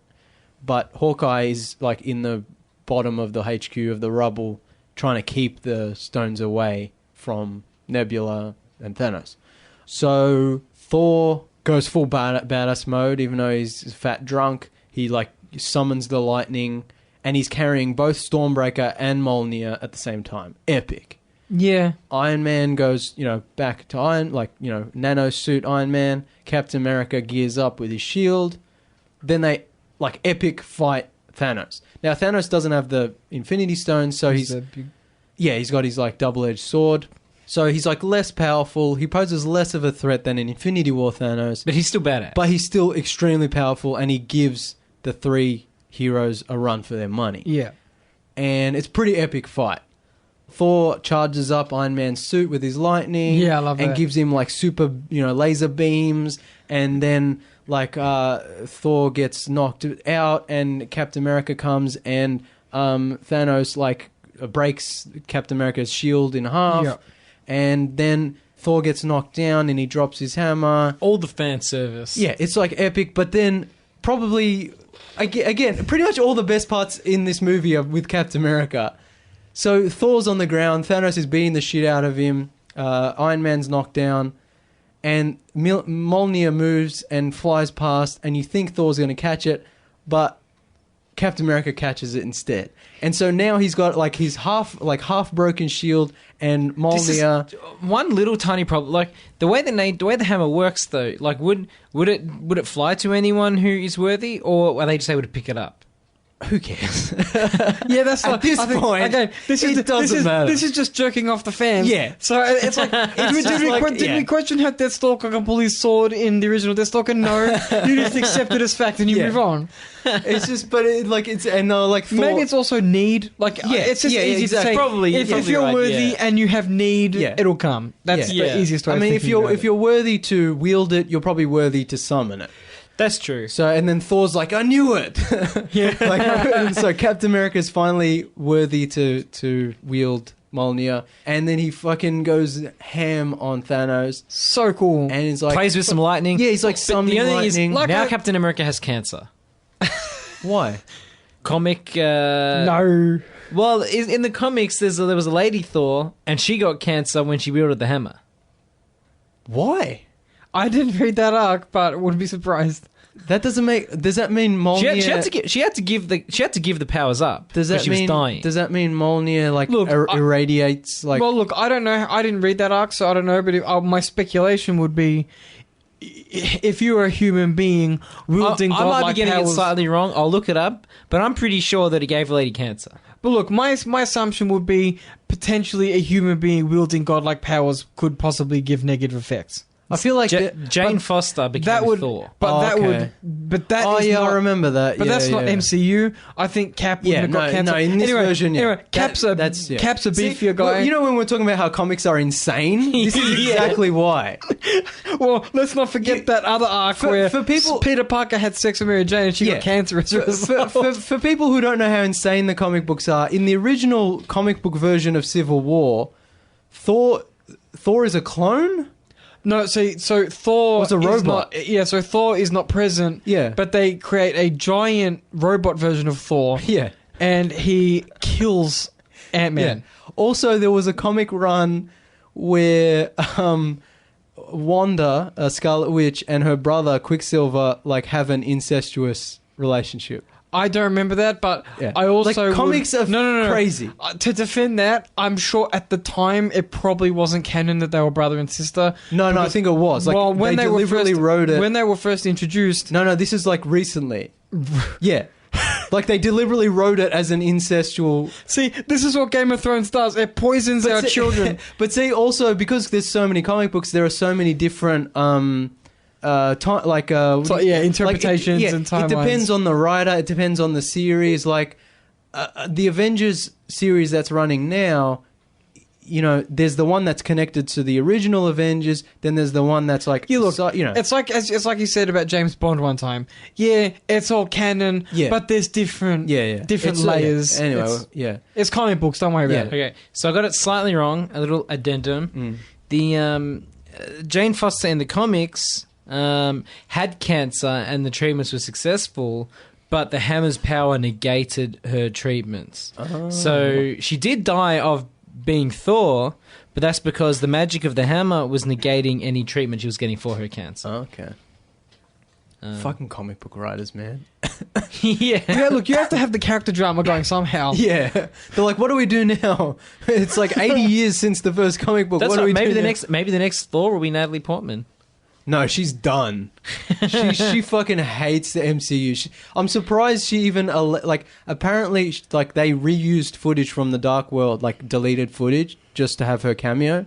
But the Russo brothers said that she actually lended her voice to the scene. So at least she was down enough that she was yeah, I'll do a voiceover. Yeah, and she probably got paid. But other than that, she's nah, fuck this. Why? I don't know. She just doesn't like didn't enjoy the. I mean, it makes it makes sense. Those movies are a very specific thing. If you're not down, then yeah, I think it's better that they get written out than stay on and not like what they're doing. So yeah, we were actually talking about the final battle. So let's get back to that. Yeah, so pretty epic. Yeah, there's Cap and Iron Man and Thor fighting Thanos. Meanwhile, Ant-Man is saving Hulk, War Machine, and Rocket, and Hawkeye is trying to keep the stones away. And then, I mean, I don't know exactly what order it comes and how we should talk about it, but basically, past Gamora, is sort of turned to the light side by Current. current Nebula, and they decide to help the Avengers. And they murder. And Nebula murders her past self, which I think is really cool and, you know, symbolic and whatever. But I think her arc over the last few movies has been really cool. Yeah. I've never really been a fan of Nebula, but I think at this point, like, she's come so far, and, like, the way her development's gone throughout these past few movies, like, and now that's the quote-unquote Endgame, like, I think it works really well. Yeah. And her killing her past self, obviously, is the visual representation of that. The only thing I have a problem with is, because Gamora is her past self, she's still technically bad. She hasn't sort of met the Guardians. She hasn't grown out of that. She hasn't turned to the light side. Yeah. And so when Nebula's just kind of... Now, she has doubts, which is kind of why she turned good in the first Guardians. But it's too... I think it was just too easy for Nebula to be like, in my time, we were friends. We were sisters. And then Gamora's like, okay, cool. I feel like there should have just been a little... Again, the movie would have been too long and, you know, too drawn out. Especially this comes right at the end battle. But they could have done that better. The only idea I have at the moment is that because she has a projector in her eye, she can literally show a scene from one of the earlier Guardians movies. Yeah. That she was in. Now, I can't remember the first two Guardians movies if there are any scenes that would make sense to reuse.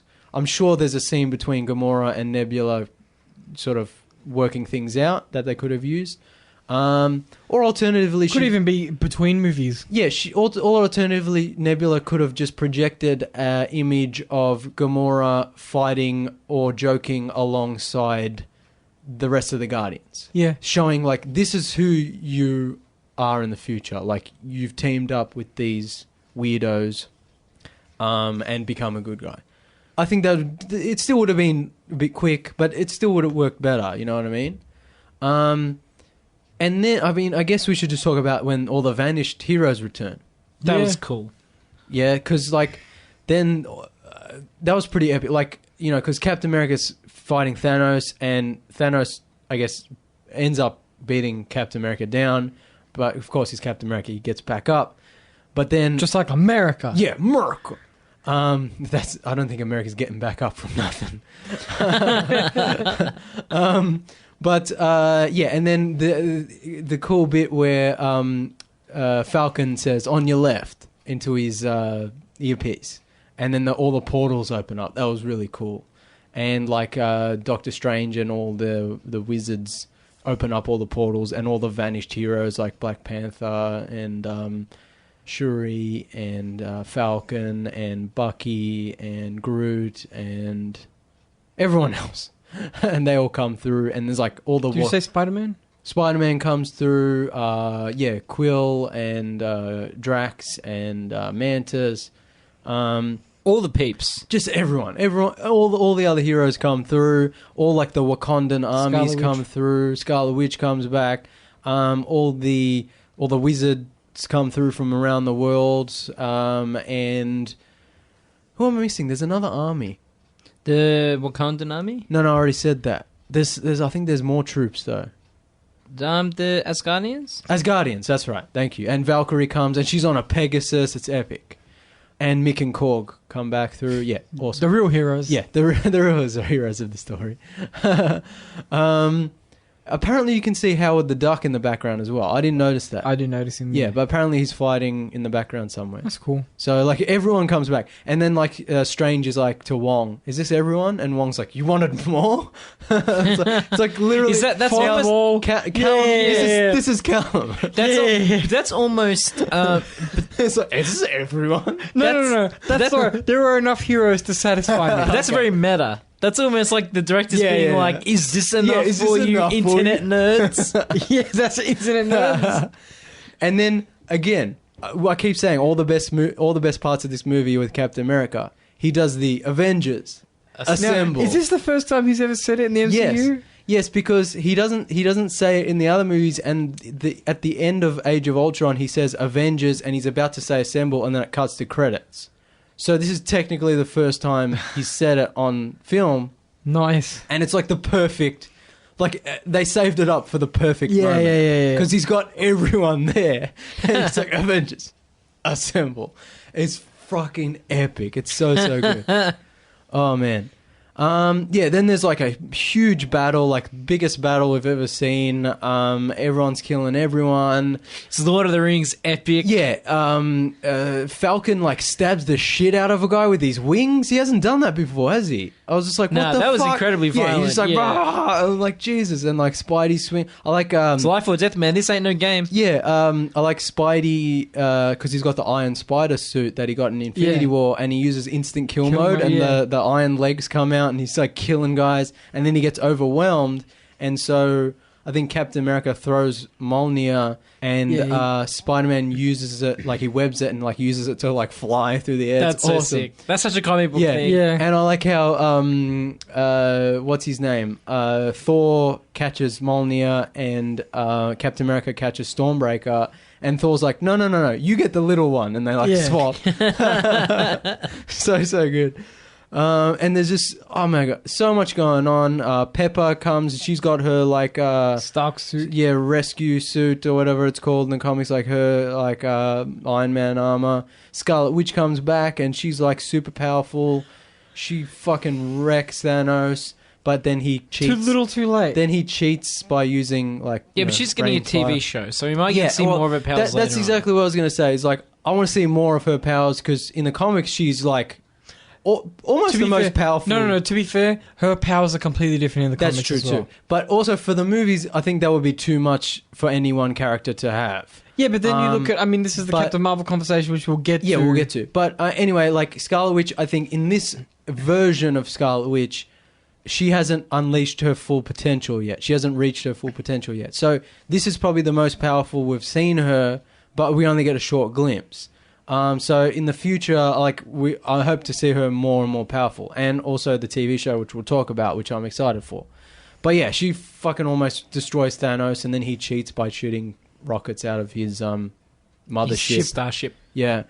And I like how she's like, you took everything from me, and Thanos is like, I don't even know who you are. Yeah, that's a fair point. And she's like, it's an alternate Thanos. Yeah, he has no idea. Yeah, she's like, you will. And I had DC flashbacks. I'm like, no, not Batman. You will. But it was epic. And we'll talk about the TV show later, because Vision doesn't return because he technically wasn't snapped, and he was killed before the snap. But like Vision, you know how I said War Machine's my favorite? Vision's probably my favorite. Oh, really? He, like Civil War slowly became my favorite Marvel movie. I think Vision slowly became my favorite Marvel character. That's fair. But like, it'll also depend on where we see him in future films. Also, like, if I'm being honest, Iron Man's probably always been my favorite. You just like Paul Bettany. Oh yeah. Well, no, that's not true, because I didn't like him in Solo. You know, like. Oh, that's true. You know, like Paul Bettany's been in some bad movies. But yeah, I think Paul Bettany as Vision is great, and I like the visual, the way they designed him and stuff. Yeah, he did look great. I think he looks really cool, and I like his character. He's kind of like. And if you listen to the show, we know that he does not have an android penis. Oh, that's a deep cut from the Infinity War Man vs. Movies review. Oh, there you go. man. Just to bring that back up, we did figure that out. Yeah. Okay. Did we? I don't think we ever. No. We googled it. Oh, we googled it. Okay. He's like a Ken doll. We'll talk about that when we get to the WandaVision TV show. Okay. Okay. Yeah. All right. So what else happens? Hulk. The only problem I have with the end fight is that because Hulk's now injured from the reverse snap, and he's like was trapped under the rubble. He never hulks out. He never fully gets to fight anyone or anything. It would have been good to see one scene where Bruce just sort of lets go and lets big guy take over. There's that funny scene where they go back to the Avengers 1, and he's like, "Oh, this is such a stereotype." Yeah, and you see Avengers 1 Hulk destroying things and going full beast mode, and then and you see New Hulk. Smart Hulk is like embarrassed and he's like face palming, and then, they're expecting him to flip stuff over, and he's doing it really half-heartedly. Like, grr. And then, like, I was laughing so hard in that funny. scene. But like, other than that, which is him being like doing a joke, like he never actually does get to Hulk out. So he's created the Professor, or whatever you want to call him. He's created Smart Hulk so he can have both the brains and the brawn, but he never uses the brawn. Yeah. And it's understandable because he's been injured at the end and he was the only one who could do the snap. Do you think Hulk would be hindered by such an injury? Hulk just smashed. That's the other thing. Hulk gets angry, he's smashed. I mean, we can talk about this forever, but it's like the comic book versions are always more powerful. Like the comic book Hulk is always more powerful than the live action Hulk.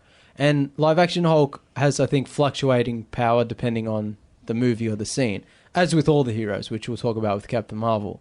But yeah, like I feel like there should have been somehow they should have maybe worked in a moment where Hulk gets to be smart and smash stuff at the same time. But again, none of this really ruins the movie. No, it's just something that would have been nice. That Hulk part, it's a bit superficial. Complaint. Yeah. But no, it's valid nonetheless. Yeah. But what we do get, which is cool, is that Ant-Man turns into Giant Man and breaks through the rubble and saves Hulk and Rocket and War Machine, which is really cool. And then he's just like stamping across the battleground. Yeah, he's just like smashing things with. He's huge. That was epic. What else happens? Yeah, Valkyrie's on a Pegasus. It's epic. There's more Cap with hammer stuff. Like just really cool stuff. I feel like they almost made Captain America a better Thor than Thor. Well, that's what I'm talking about. That's one of the complaints I had was, like you said, I know you say that they need to balance the power levels out. Yeah. Bro. I'm like, yeah, but the dude's an actual god. That's what I want to talk about now. We'll kind of segue slowly into Captain Marvel, which that point will come up. But basically, like this, they're kind of still fighting Thanos, but then there's all Thanos' armies. And so everyone's kind of doing their own job, trying to... And I like how they're playing a game of keep away, trying to take the gauntlet. The new gauntlet with the Infinity Stones. They're trying to keep it away from Thanos. They're like, just get it away. And so Hawkeye, gives it to Black Panther, and then Black Panther gives it to Spider-Man. And I think that was cool, like the way they relay it, like a relay race. But eventually, Thanos does get the glove again. And he almost snaps. But then that's when Deus Ex Captain Marvel comes, who, this is what we have a problem with, is she's not really important to the movie. She's at the start and says, I don't have time to deal with your peasant planet. I'm off on space doing space stuff. And then disappears the whole movie while their time heist happens. And then just comes back for the end battle and smashes through Thanos' ship. And then grabs his hand before he can do the snap. And then he which is cool because he grabs the Power Stone out of the gauntlet so he can sucker punch her, which I thought was at least cool. When Gandalf arrives at the battlefield in Return of the King, it's earned. You're like, he's here. Yeah. Thank God. Yeah. But then I feel like this, I guess, I mean, obviously they're not trying to do that, but that's what it felt like to me. Like, oh, look, Captain Marvel's here. The tide is going to turn. This is the... I mean, we'll get into that now, but just final thoughts on the battle. It embraces the comic bookiness, which we love. All that fan servicey stuff, all that crazy over-the-top stuff. And like we said, Russo brothers are just the best at this stuff. Oh, definitely. Not only are they really good at the grounded, kind of more realistic action... But when they do go full CGI over the top heroes jumping around everywhere, they still manage to make it feel real-ish. Yeah. And they still manage to shoot it in a way where you know what's going on, you know where everyone is. It's not too dark. Yeah. And it's not like Captain Marvel or Black Panther where things are just kind of flubbery and flipping and flopping around and you can't really see things properly. Their version of the fights, even the most insane over-the-top ones, are always more legible. Yeah. And are always the most enjoyable and well shot and well choreographed. So I guess Captain Marvel's involvement is one of the major problems we all have with Endgame. Now, like I said, she's at the start, cameos, gets a new haircut, disappears, shows up at the end battle, destroys Thanos' ship, and she rescues Stark at the start of the movie. and destroys Thanos' ship at the end of the movie and prevents him from doing the snap. I think one of the problems, one of the kind of big problems Callum has with the end fight, and I sort of agree with, is that Thor, despite being one of the most powerful Avengers and being a literal god, he doesn't hold a candle to Captain Marvel. Yeah, and I think that's mostly because there's so many heroes on the battlefield that they kind of have to spread out the moments and spread out the powers and give everyone their chance to shine. You know what I would have done? And, go on. I would have not had Captain Marvel destroy the ship. Yeah. And I would have left Thor to do some of the aerial fighting. Well, that's actually what I'm going to get to. But I'm sorry if I stepped on your toes. No, that's all right. It's just, anyway. So, it's understandable that they kind of bring down Thor's powers a little bit just so everyone else gets a time to shine, everyone else gets a time, gets a sort of input into the fight, just so they can show that everyone can stand on their own. And also, I think because it's sort of Captain America's retirement movie, I think they wanted to give him the sort of big moments. And him and Iron Man. That's understandable. So, so Cap and Iron Man are sort of the ones who get all the big, powerful moments. And Thor gets some pretty badass moments, you have to admit. But, yeah, he doesn't get through a layer of flab. Well, I mean, that's once he transforms into the suit again, like, he looks pretty bad, and his beard gets kind of braided, and he looks badass again, and he does some badass stuff, and so he's still badass. But yeah, the other characters, Cap and Iron Man especially, get their time to shine because it's their farewell movie, and that makes sense. But I think because Captain Marvel gets to do the super, and she's so OP, like, she's so overpowered, and she gets to do all the big explodey stuff, she takes away what probably should have been Thor's moments. Or she steals his lightning? Yeah. To quote, she steals his thunder. Yeah, she steals his thunder. Or, because, I mean, who's the most powerful Avengers? Thor, Hulk, maybe Strange and Scarlet Witch. Overall, they have the most powerful... Yeah. Yeah. I would say pretty much... Out of the ones we've seen, yeah. Hulk and Thor. Yeah, but even Strange and Scarlet Witch can be quite powerful once they've unleashed their full potential. Oh, yeah, definitely, yeah. So, because of the odd placement of Captain Marvel in the MCU, which is one of the problems with that movie, is that they just kind of, like, quickly released it before the Endgame, which is the end to 11 years of storytelling. They kind of set Captain Marvel up as... They set her up as this sort of super important character who's like, we have to show her origin before Endgame so that we can set her up for her to help against the fight. Yeah, fighting Thanos. Like the way and the end credit scene of Infinity War where Nick Fury pages Captain Marvel. We were thought that was them setting this up. Like, she's the key to defeating Thanos. She's not. No. When Endgame is all said and done, she's not important to the movie at all.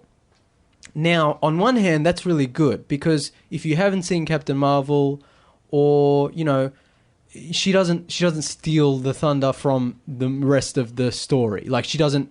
She doesn't overshadow. Yeah, she doesn't. Yeah, and she doesn't. If they don't forcibly insert her into the time heist scenes or anything like that.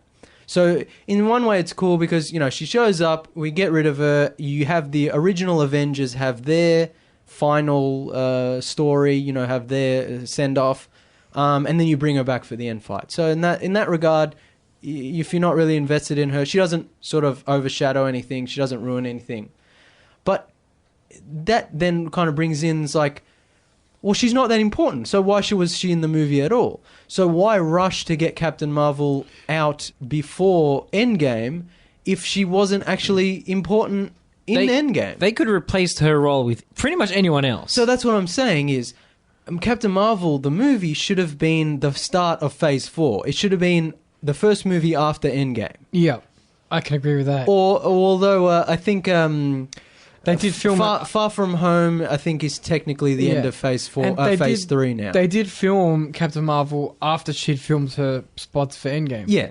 So I think technically Endgame was supposed to be the end of Phase 3, and then Far From Home was supposed to be the start of Phase 4. But because of Sony and some other things, they kind of smushed Far From Home closer to the release, after the release date of Endgame, and they made that the end of Phase 3. So after Endgame, then there's Far From Home, and then Phase 4 starts. That's when Captain Marvel should have come out. Yeah, I agree with that. Now, there's the I don't know if rumor is the right word, but they've been saying that Phase 4 is the start of Marvel's cosmic phase, where they're setting up all the space societies, all the big space villains, etc., etc. Sounds good to me. So Captain Marvel would have been the perfect movie to start that off. Having them awkwardly place that movie before Endgame, setting her up as this important key to defeating Thanos, and then basically having her as a Deus Ex Machina cameo in Endgame, it's rushed. It doesn't work. It just... It's pretty lame. Yeah. I just don't... Like, why couldn't they just tone down her powers? Yeah. You know what I mean? Like, it's not hard. And yeah, so, I mean, one of the reasons Captain Marvel works, even though she's so overpowered, is that she's mostly fighting space beings in space. So her powers kind of match that. But when she gets to Earth, she's just more powerful than everyone. But... like we were talking about in the Captain Marvel review, she doesn't really get any great space battle scenes in that movie. So her powers are wasted there. Her that movie wastes that sort of side of the story. Now she's in Endgame and she's back on Earth again. We ignore. We've had all her space stuff is off screen, so we don't really get to see that either. So again, Captain Marvel the movie should have been the start of Phase 4. She should not. Captain Marvel should not have come out before Endgame. She should not have been a part of Endgame. Or alternatively, they could have done a sort of, you know how they introduced Black Panther in Civil War and then they make the Black Panther movie. Yeah. They could have introduced her in Endgame in some way, like Stark runs into her when they're floating in space and she comes to Earth that way. And then decides to leave, but then comes back at the end of the battle, and then they do Captain Marvel, the standalone. Does that make sense? Yeah. So, Captain Marvel doesn't ruin the film. She's not in it enough that she overshadows things, but her involvement isn't that important, and it's kind of lame, and it could have been used to showcase some existing heroes. Exactly, and her point... It's just overkill. Her, when she smashes through Thanos' ship, that should have been Thor. Yeah, exactly. And then Callum would be just beaming. You know, I'd be like, as long as he did something like that, like classic comic book Thor, I'd be like, you know what, he's flabby, he doesn't get to do the cool stuff, but at least he did that. Yeah. Or alternatively, you've got, like I said, the most powerful characters who are already established, Hulk, Strange, Scarlet Witch, they can all take over Captain Marvel's power role in Endgame. Yeah, because there's a 5 years of character development we didn't see. Also, for all we know, Scarlet Witch did tap into something. Also, the bit where Thanos is about to snap and Captain Marvel grabs his hand and tries to pry it apart, that's cool. I liked it. It's well done. But if Thor did that, scene would have been 7 million times better. Yeah, God's strength, man. Yeah, and it's also him sort of... redeeming himself for not having stopped the snap the first time in Infinity War. Yeah, exactly. Because in Infinity War, he's face to face with Thanos when Thanos does and the he snap. still fails. Yeah, and Thanos says you should have gone for the head and pretty much snaps in his face. And that would have made much more sense for the character. Yeah, and so if Thor was the one to pull his hands apart, and Thor could have said something like, not this time. Yeah. You know? And Thanos would have been like, what do you mean? Would have been... yeah, it's like, who are you? Yeah. Actually, that would have been funny. He's like, huh? But would have been epic and guaranteed the audience would have went wild. Yeah. Yeah, because it's that classic callback. But instead, again, as you said, we get the lady from the heavens comes down. So, look, like we say every week, Disney, whatever companies out there, send us a check, send us your script, we'll rewrite it. We'll rewrite your movie. Yeah.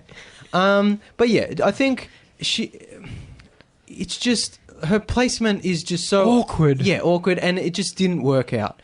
And yeah, it kind of, it makes the Infinity War end credit scene where Nick Fury pages her, it kind of makes it lame. It kind of, it takes away that, when we first saw Infinity War and we saw Nick Fury page I assume it Captain should be Marvel, a massive part of Endgame. we were like, whoa, like it was super exciting. We were like, what's she gonna do? Like, how's she gonna be involved? And then Captain Marvel came out, wasn't great, and then she wasn't really important in Endgame anyway. So now when you rewatch Infinity War, you're just kind of like, oh, that's kind of a lame end scene. I mean, the problem I have also runs a little deeper. Yeah. Because I feel like they've set a precedent where, and again, the Infinity Gem stuff, that's done now. Yeah. Like, that's in the past. But they've basically established that the Space Gem is the most powerful of the Infinity Gems. Because there are multiple characters... Yeah, but let me put it this way. Yeah. Multiple characters derive their powers from the gems. Yeah. The character who derived their powers from the Space Gem is by far the most powerful. That could also be because the Space Stone was used in an engine, so it's... Amplified. Its powers were already... what's it like mixed? On tap. Yeah, mixed with other sort of fuels and other energies and other but like look at refinements. Yeah. Like it could have been a refined version of the energy. But you look at the Vision, who is basically an Infinity Gem come to life. Yeah, but he's also like an android, and but he shoots infinity energy. But so like what I'm saying is, like the characters themselves, the stones have different power levels depending on their uses, depending on their scenes, etc. Now, of course, we don't know, like I said with the snap, we don't know how any of this crap works. It's all just made up bullshit magic. The Space Stone giving Captain Marvel her powers not only comes from Marvel's experiments with it and engine tinkering, but she also gets the infusion of the Kree blood, which could also add to her resilience and power. The Mind Gem being the source of Vision's powers, mixed with the artificial Iron Man-esque robot body that has its own focus of powers. Wanda getting her power from the Mind Stone? I thought it was from the reality one. No. It was the Mind Stone. Yeah, Hydra experimented on her and her brother. So yeah, rest in peace, fake Quicksilver. Poor Quicksilver. No one remembers you. But yeah, anyway, but her powers are pretty much completely different from what the Mind Stone and even Vision's powers don't really have anything to do with the Mind Stone. It's just they use that as the whatever innate power it has in it. Yeah. Now that Marvel has the rights back to X-Men, they can explain that by saying, well, Metagene. Well, Quicksilver and Scarlet Witch were already mutants, but the Mind Stone unlocked their mutant abilities, which is why the Mind Stone worked on them and not other stones. They just couldn't say the M word until... Yeah, so they're not allowed to say it until now. Until they bought Fox. So again, this is all that's true. speculation and whatever. Captain Marvel's placement in the film doesn't really work, but also her hand-wavy explanation of being gone for 25 years, it's lazy. Now, again, the movie can't be too long, and also, like we said, we don't want her to be shoehorned into the time heist plot, etc.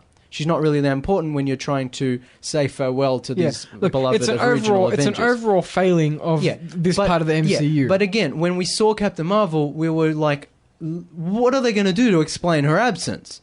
And it's literally her going, I'm too busy. There are 1,000 other planets where the problems on Earth are also happening. I'm busy, I have to go. And it's kind of like, yeah, that's understandable. It's a good excuse, but it's just for the film. I was like, really? That's what you're going And with? also the fact that it's all off screen. Yeah. Like I said, you could have seen it when... It's the 5-year problem. When Stark and Nebula are floating through space, you could have seen that devastation of the snap in other worlds. There were space opportunities. On a galactic scale. Like and you don't see it. I mean, like I said at the start of this review, it's the 5-year problem. They have 5 years of events and character development that they just... And again, I know we have a differing of opinion, but... They didn't include that. Yeah. Now, I said... We'll get to that in a minute, because I got, 100 notes on the 5-year gap. But, yeah, if you have anything to say, remember it. Yeah. But, yeah. So, her absence is just kind of it's just, hand-wavy. And I'm just like, come on, guys. Just put some more effort into it. Again, I know the movie can only be a certain length, but you just got to Yeah, she's basically saying I was gone because of reasons. Yeah, and she's like, deal with it, and then she leaves. And I'm just kind of like, what?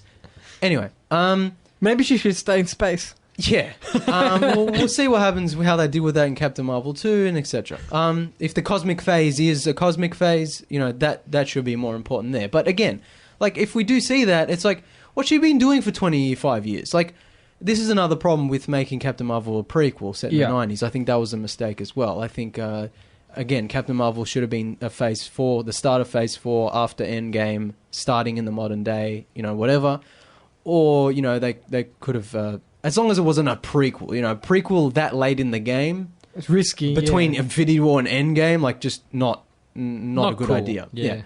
So anyway, my idea is that Captain Marvel, the movie, should not have come out in between Infinity War and Endgame and should have start the Phase 4 after Endgame. And that gap, that movie, should have been Black Widow's movie. Yeah. If they were going to kill off Black Widow... Best time for a good character-driven... And that way, when you see the sacrifice scene in Endgame where Black Widow dies... It would mean a lot more. It would mean so much more if we just had a movie building up her character. Now, again, we'll talk about the 5-year gap in a minute, but you don't want to do that because if you set it between Infinity War and Endgame, one, you're giving away spoilers by making a movie that explains the gap. Two, you're stretching out Infinity War and Endgame, which is a duology, into a trilogy. Even though it's a Black Widow-focused middle movie, it's still pushing the story apart enough that it becomes a more longer story. And so I don't think that would work. But I think if they did make the decision to kill Black Widow off, they should have had enough foresight to give her her own movie earlier in the MCU. Yeah, like pre-Infinity War. Yeah, or do one before Infinity War. Or they could have made a prequel Black Widow film still come out between Infinity War and Endgame, but set it before Infinity War. Yeah. That way you don't give away the spoilers, but you still give Black Widow enough development that when she dies in Endgame, it sort of has a more emotional impact. Definitely. Yeah. I mean, you could have set it up so that, like, the Black Widow story ends with her joining the Avengers. It's like the story of how she has no one and nothing. She's just a spy for hire. That would have been and perfect. Then she joins Avengers. That would have been perfect because that ties into what the development we were talking about, where she has nothing but the Avengers. So if you make it a pre-Avengers movie, or a pre-Shield movie, even, where she's kind of lost her journey to find purpose. Yeah, and then Nick Fury comes up and's like, "Yo, I need you, join my crew." Yeah, and then that explains her involvement in Iron Man 2. Now Scarlett Johansson is older, but I think they could pull it off. Yeah, I don't think people would. Look, if it was a big issue, they have some good, reasonable de-aging tech. If it was a long time ago, or alternatively, they could have done a Hawkeye Black Widow movie, sort of setting up their relationship. Yeah, either or. That's set, but I mean, I'd have to rewatch all the movies, but that's set in between one of the more recent movies that doesn't really ruin the canon. Yeah. So it's like, it still happens, but if you watch the movies in order, it still makes sense. Yeah. I'd have to rethink it'd probably have to be before Civil War. Yeah. Yeah, just something. Yeah. But yeah, I guess we'll finish off what happens in the movie before we get to some of the other sort of bigger discussions. So Tony Stark, Thanos is about to snap. Captain Marvel stops him. He sucker punches her with the Power Stone, puts the Power Stone in again, and is about to snap. But Iron Man comes and grabs his hand. And because the new gauntlet is nanotech Stark glove, and Stark has his nanosuit, he kind of steals the stones out of the gauntlet and Stark makes his own gauntlet on his own hand. Yeah. And then Thanos says, "I am inevitable," and snaps his fingers, but nothing happens. And he turns his hand and all the stones are gone. And then epic moment where Stark's like, "I am Iron Man," and then it's a little joke because Thanos being like, "I am inevitable. I am Iron Man." Yeah, no, but it's also a callback to the first film. And so it's like finishing this arc of 11 years and like 22 movies or whatever, and yeah, finally sort of saying farewell to this beloved character. And yeah, he snaps and basically kills off all of Thanos' army and Thanos and, you know, all the bad guys. Yeah, he pretty much snapped away all the baddies. Nice. But the power of the snap kills him. Because, like, it almost killed Thanos, it almost killed Hulk, and those are, like, super-powered characters. Yeah. And Iron Man, you know, not powerful enough, and he succumbs to his injuries and dies. We all suspected this was going to happen. Yeah, because contractual obligations and so on. We knew Robert Downey Jr.'s contract was coming to an end. Long contract. And but also his character, I think, had gone through as much as he could have.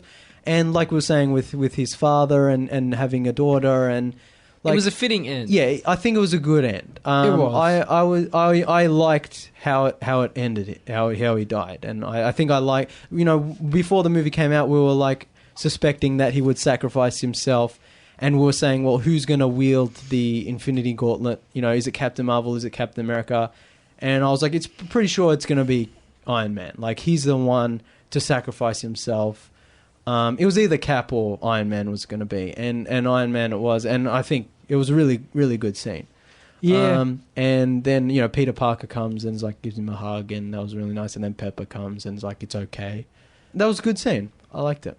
Yeah, emotional. Yeah, and then does it go to the funeral after that? So when during the funeral scene, I guess our drink went down Alan's throat incorrectly, so he's like coughing. I'm like, it's okay, Alan. No, like, he was crying. Yeah, I'm like, it's okay to cry, Alan. And he laughed. He's like, shush. He was crying. So yeah, then it cuts, kind of very fades, emotional. Yeah, it fades to black, and we have like a nice kind of riverside memorial service for Stark, and like all the Avengers are there, and all the side characters and randoms that I don't even remember. And I think that was really nice. And it's like one long continuous shot of all the like heroes at his funeral. Kind of rich that Captain Marvel was there though. I'm like, she's known him for like 10 minutes, maybe max. Again, it's like weird placement. Why is she there? Like, why are you at the... if I was Captain Marvel, I'd be uncomfortable at this dude's funeral. She doesn't know. I know he's like she's too level busy. Figure and she's political. She's only there because she probably hitched a ride with Nick Fury. Yeah. Look, let's be sure though. She's like, oh, I know him. She's too busy in space to like to come earlier when Thanos is actually doing the bad stuff. Yeah, but she's there. And also Stark has been retired for that 5-year period where she was contacting Black Widow and giving her updates. So she's not really even familiar with Iron Man. No. Anyway, it's nice. It was just a shot of like the MCU. It was a nice gesture. Yeah, it's nice that they're all there. Yeah, they're all there. So there's that funeral scene, a really nice scene where all the shot, you know, goes around with all the characters. And you see the kid from Iron Man 3, Harley, who I didn't even recognize because he's so old. No one knows who he is. I was talking to my manager at work and she's like, I don't know who he is. Dude, I didn't recognize him, but like when I found out it was him, I'm like, I love that. I'm down for that. Like, it makes so much sense. And seeing it the second time when I did recognize him, so good. So I loved it so much. But I love this scene where Stark's daughter Morgan is sitting with Happy Hogan, played by Jon Favreau, who directed Iron Man 1 and 2. And she's like, he's like, are you hungry? And she's like, yeah. And he's like, what do you want? And she's like, cheeseburgers. And he's like, your dad loved cheeseburgers, a reference to the first Iron Man movie. I'll buy you as many cheeseburgers as you want. That made me tear up. I'll never think about cheeseburgers the same way ever Very again. emotional ending. Very emotional and just really well done. And a good send-off for Iron Man. Question is, who will take over as Iron Man in the future? I don't think they're going to just do an Iron Man 4 with another character. They'll probably slowly introduce another character who I don't think there'll be another Iron Man in the sense. Yeah. We've got the potentially younger sister. An Iron Heart. Yeah. We've got the younger sister from... we have a War Machine already. When Black Panther came out, when Infinity War came out, our kind of running theory was that Shuri, Black Panther's sister, because she's the tech genius in Wakanda, she could remake an iron suit using vibranium and become the new Iron Man or a version of Ironheart. Because Iron Man isn't just like who's got the suit. It's all about like the engineering, the smarts, the technical. Yeah. So I mean, she has Shuri, that side. That would also fit in with. It could also be Pepper.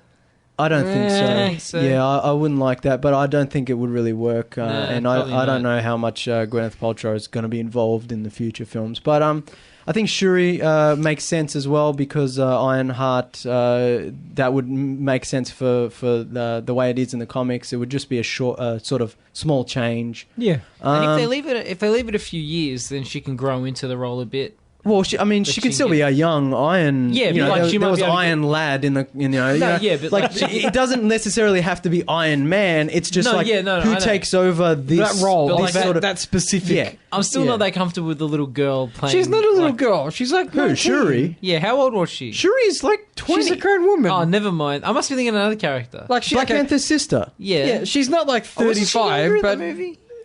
No, she's definitely overage. She couldn't be less than 20. Oh, never mind. Maybe she's playing a 16, 17-year-old, but she couldn't. That's fine. Never mind then. Yeah, anyway, Rhodey, of course, War Machine, slap on a coat of paint, and you've got a new Iron Man. Yeah. But again, like, then you get rid of War Machine. You know, it wouldn't be the same as handing them. And Iron Man doesn't hand the like, not that he needs to hand the mantle to Rhodey, but, you know, like, I don't know how I feel about that.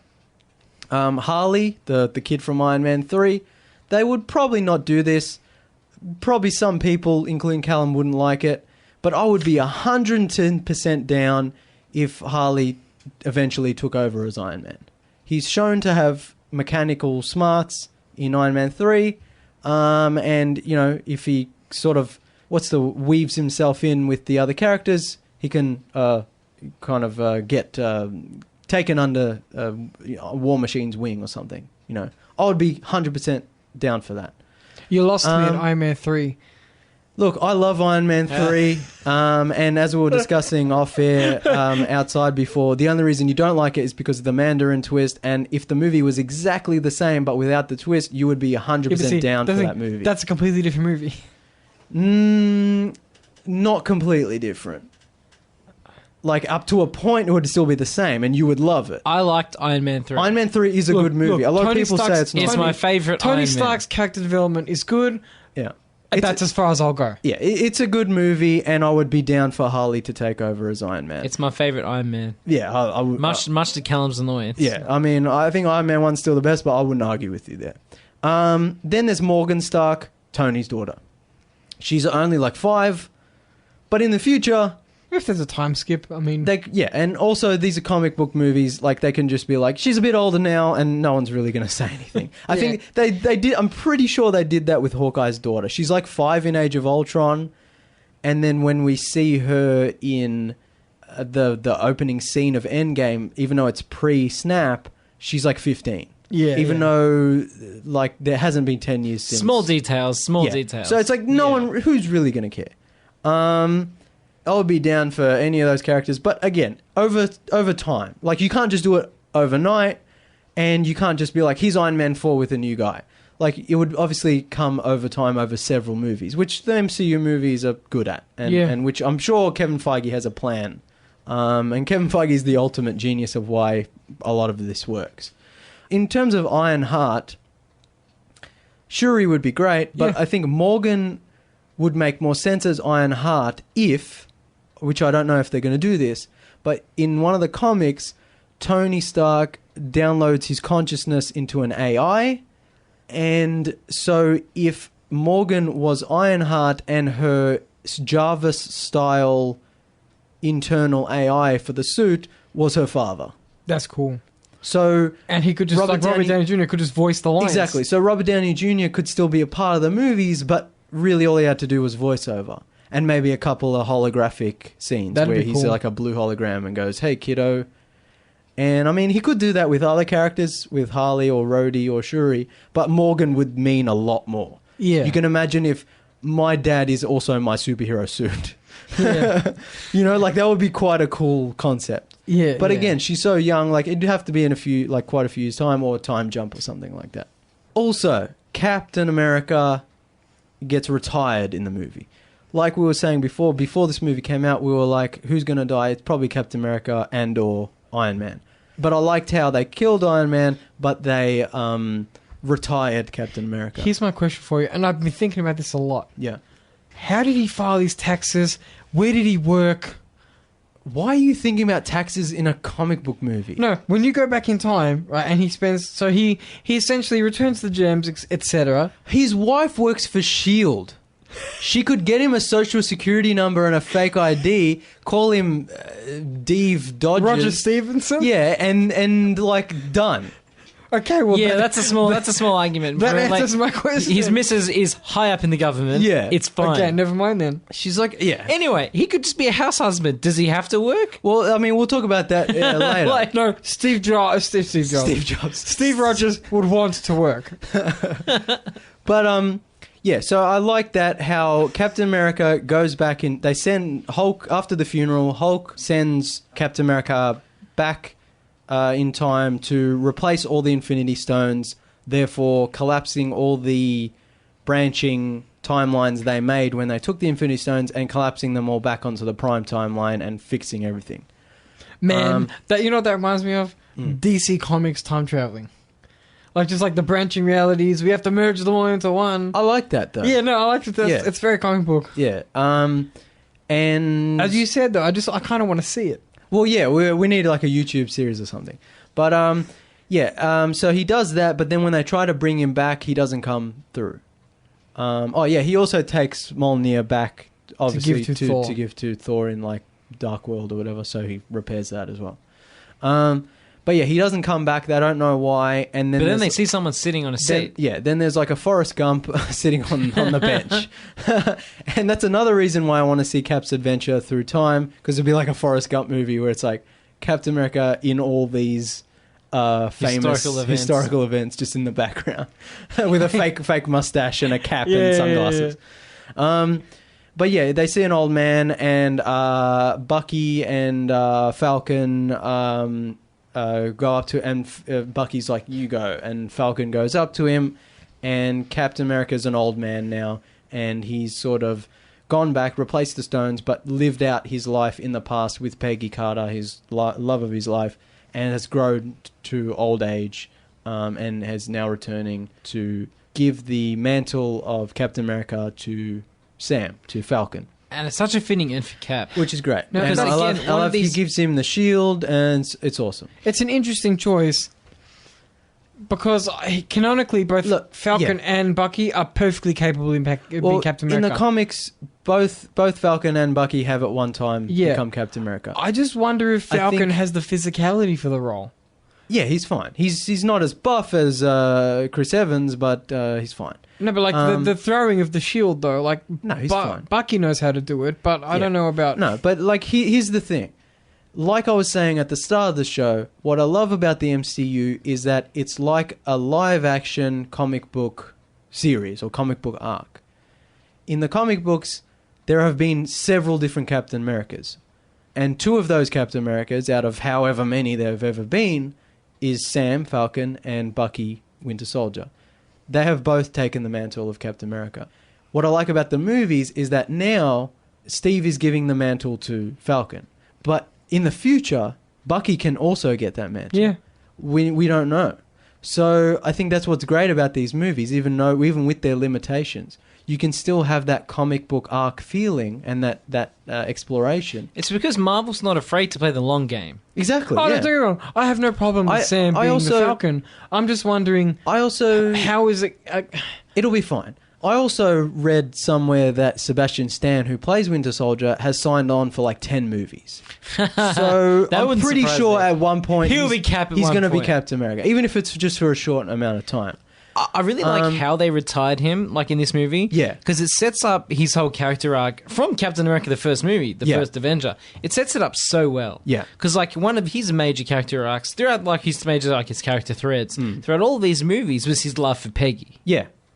And I'm just glad, like right at the... I know it's not optimal that like we see him grow old as you know, because obviously they can't reuse Chris Evans or his likeness in the future. In future adventures. Well, but again, it's kind of like with Robert Downey Jr. as Iron Man. It's like, yeah, his contract's ended. Yeah, he might not be in the future films, but he could come back as a voiceover, as AI, as a flashback. That's true. Same with Chris Evans as Captain America. He might not return as Captain America, but you could always have him somewhere involved in there. But it was the way they retire him, it's so good. It's just a good ending. It's just so nice to see, like, these characters, they're done now. It's like all of the characters' narrative sort of arcs are finished, and it's all tied up in a nice little bow. Yeah, I love that ending, and I love, the final scene of the movie is Cap dancing with Peggy in, like, the 40s or 50s. And it's like, finally he gets to dance with her, and, like, that's where the movie ends. And it's like the perfect ending to this kind of epic saga, and this kind of epic, that was just a few minutes ago, was an epic CGI battle. It's like it ends it on that personal, emotional note. It's really great, and I love, I love the way they kind of said farewell to Iron Man and Captain America. And like I said before, the old age makeup is next level good, top tier. Yeah, but also there's the Falcon and Winter Soldier TV series that's on Disney Plus. Where they so now same actors? Yes, so. Are they just going to... We'll talk about this in a few minutes, but Kevin Feige has said that the new Disney Plus Marvel series, series plural, will be more important to the movie. Will be directly connected to the movies. Unlike Where Agents have I of heard S.H.I.E.L.D. that before? Yeah, I don't entirely trust him. Unlike Agents of S.H.I.E.L.D., these are main characters always, in the actual films. In Agents of S.H.I.E.L.D., there was that... It was supposed to be canon, but Kevin Feige and whoever runs the Agents of S.H.I.E.L.D. side of things, they never really got along. Kevin Feige, I don't think, never really agreed to anything that S.H.I.E.L.D. was doing. And so over time, they did their own thing, and they slowly drifted apart. Whereas now, Kevin Feige, I think, is directly overseeing or partially overseeing these new Disney Plus Marvel series. These new series will be directly parallel or directly offshoots of the cinema movies, the theatrical movies. And Disney is going to destroy the competition. Yeah, I mean, pretty much. I've got a whole Disney Plus section. Like I said, that comes up later. Like I said, we've got another hour to go. Honestly, look at my notes. I'm still scrolling. But what was I saying? Yeah, so Falcon and Winter Soldier have a TV series coming out. So this, they're just going to bitch about who I'm Captain America. I'm Captain America. That's exactly what I'm saying. Apparently, the series is called Falcon and Winter Soldier, which is not a good name. But I mean, what else are you going to call it? It can get renamed. Anyway, well, now to be fair, is that the comic book with Captain America and the Falcon was called Captain America and the Falcon? Well, yeah, but so here's the thing. Did they call it Falcon and Winter Soldier to stay off the rumors of spoilers and such? Falcon becoming Captain America? Are they going to rename it? Is the show going to be about Sam coming to terms with having to take up the mantle without actually taking up the mantle and still being Falcon? And while working on his relationship with Bucky, Winter Soldier, who is... There's still a bit of rivalry between them. It honestly wouldn't surprise me if these are not the real names of the series, because the names will be spoilers. So it wouldn't surprise me if later on, closer to the sort of release date, we find out that the real sort of titles. My theory is that it will be about Falcon being Falcon and about Bucky being Winter Soldier and about their adventures or whatever, and it will deal with Sam sort of coming to terms with becoming Captain America without ever becoming Captain America in the series. And then also they'll probably make references to the fact that Winter Soldier did become Captain America as well, and they'll butt heads there and there'll be some jokes. But I think my theory is that while that's happening and you watch that series, then in the next theatrical film release where Sam appears, he will become Captain America in that. So if you miss the series... You're still not losing anything, Yeah, you're not missing Sam becoming Captain America. We're not going to have the big moments. Yeah.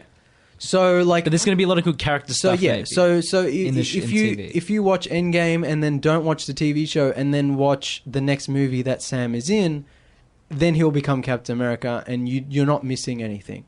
But if you watch the series, you'll get more of that character backstory and development.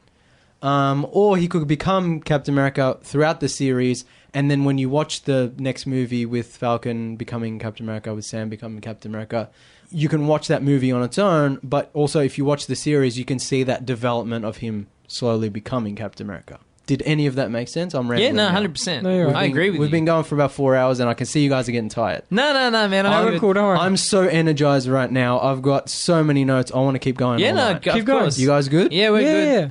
All right. No, that made 100% sense. Oh, thank God. James just turned off the air conditioning. It was a bit cool, a bit fresh. No, that makes a lot of sense because the Yeah. TV is where they could go for a lot of their good character stuff Yeah. that we might have been missing for But some yeah. characters in the films. Now, like I was saying, Kevin Feige said that these TV shows will be more important to the movies and will be interconnected. Does that mean you have to watch them? I hope not. I will watch all of them. I know we will. But also, I hope it's not a thing of like, well, you have to watch the TV show to get the movie. I hope the movies are still standalone. I don't see an issue with that, really. I hope not, anyway. I mean, I guess it kind of ties into the overall cinematic universe and interconnectedness of this universe. At this point, if people are invested, they're invested. If you're not invested at this point, if you haven't seen all the films... As long as there's not too many 5-year skips, you know what I mean? Yeah. So that's the final scene of the movie. Great scene, great retirement for Cap. Great movie. Great movie, would recommend, but where does it leave us now? Yeah. So I mean, before we get to that, there's the end. The end. There's no mid or post credits scene, but I'd say stick around for the credits because there's that cool montage of all the stars who are in the movie, and then there's the main Avengers who the actors sign like autographs, like all their signatures. I think that was really cool. And yeah, all their names come up and you can see their signature. It was really, really cool. But also at the end, very end of the credits, there's no end credits scene, which I didn't like. Some people were like, "Oh, it's Marvel. Well, they made me stick around, and there was nothing there." I'm like, "Shut up! No one made you stick around." Yeah, I'm like, one. Google first, please. Yeah, I'm like, one. Like I said at the earlier in the show, like you should have been happy to stick around. Two. It's the last movie. It's the end. Did you really think there'd be a stinger? Yeah, it's Endgame. It's the end of this saga. There'll be a stinger at the end of maybe Far From Home. Yeah, definitely. definitely. Like chill out. But what I'm saying in terms of this movie, it gives that sort of sense of finality to this arc. And then on top of that, you do actually hear, it sounds like someone like banging metal on an anvil. So people have been saying this is just the Iron Man 1 sound of Tony making his original armor in the cave. I'm assuming that's what it's from. And I'm just assuming that it's just a little Easter egg to tie it to the sort first of film. Yeah, so it's to tie in the very first film. Yeah. It's a nod. Like the first Iron Man, he creates his armor, and this is the last Iron Man where he dies or sacrifices himself. And this is just a little Easter egg. Little moment to commemorate that. Of course, in our because we like to speculate and theorize and prophesize and so on, especially about comic book movies. Sometimes we're right. Yeah. But like I was kind of like, well, what if this is someone else creating new armor? Maybe. But again, it's just I think the there's realist no in me visual. here, There's no visual to it. It's just a sound. It's probably just an Easter egg. But again, like it ties into our discussion about who becomes the new Iron Man. Someone else could be making armor. I like to think that it's just an Easter egg from the first movie, like a tie-in back to the first movie that started it all. Yeah, probably just that. Could be the giant dwarf forging a suit of armor for Fat Thor. Well, well, remember when Infinity War came out and we were like, what if in Endgame, because Iron Man's in space, he finds Eitri the dwarf and reforges a new armor made out of Asgardian steel or whatever, out of the same steel as the hammer, and we were just frothing like that was going to be amazing. That never happened, but if the cosmic phase is happening, could still happen. Yeah. Don't let your dreams be dreams. Yeah. It's comics. Anything's possible. Sure. They could just have another movie and Tony Stark as Robert Downey Jr. Robert Downey Jr. Tony Stark still in it, like nothing happened. resurrection is always on the table. Yeah. So, I mean, I don't know what we should talk about first, but I just want to quickly mention that because Gamora does return from that alternate timeline, and at the end when Stark snaps all the bad guys away, you don't see her vanish, but, I mean, we assume that Stark only vanished the bad guys. And because she technically changed sides, she's not a bad guy. But she was from the same time as the Thanos we see at the end, so it's kind of like, well, she could be vanished. We don't know we don't know what exactly Stark wished for. Yeah. So, but I mean, we know Gamora is going to be a part of Guardians 3, and we see at the end of Endgame that Quill is looking for her on his ship's computer. So, I mean, she will return. They wouldn't bring her back in a new timeline just to vanish her again, or to kill her off again. But I will be interested to see in how they work this out. I think Guardians 3 will really be...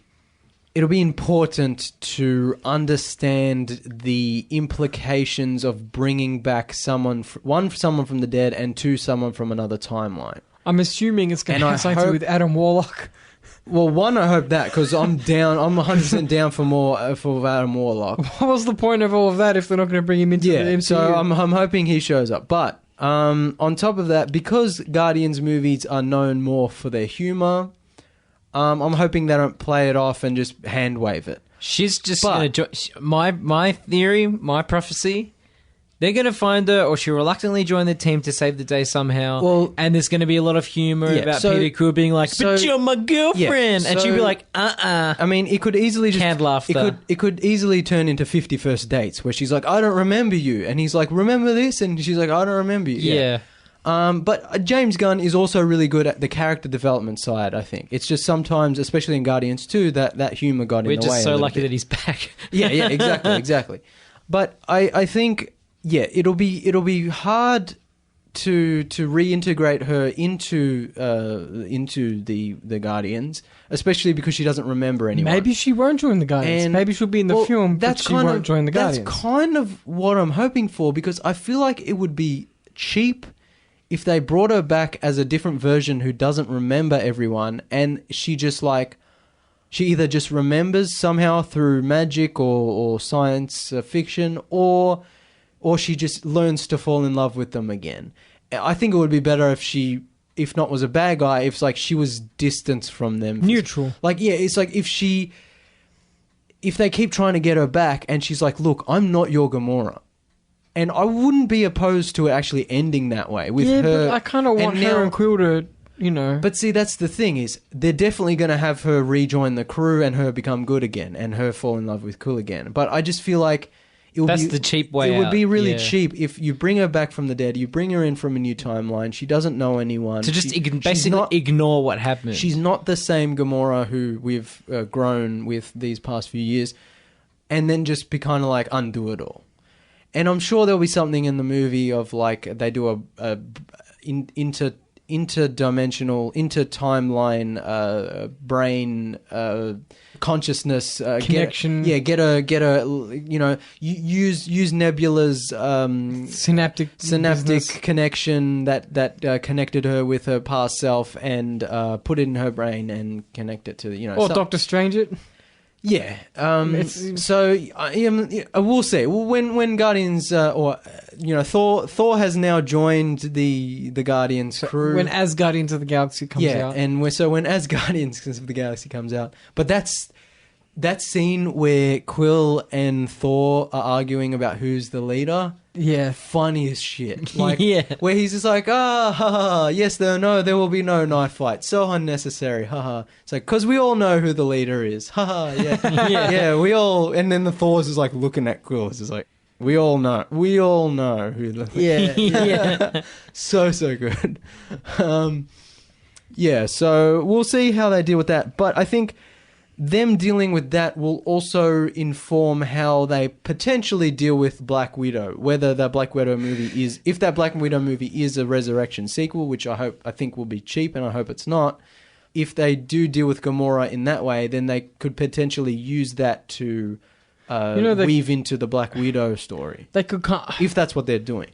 I want to say that maybe it's entirely possible we haven't seen the last of the Infinity Gems. Because keep in mind that space in the Marvel Universe is full of powerful creatures.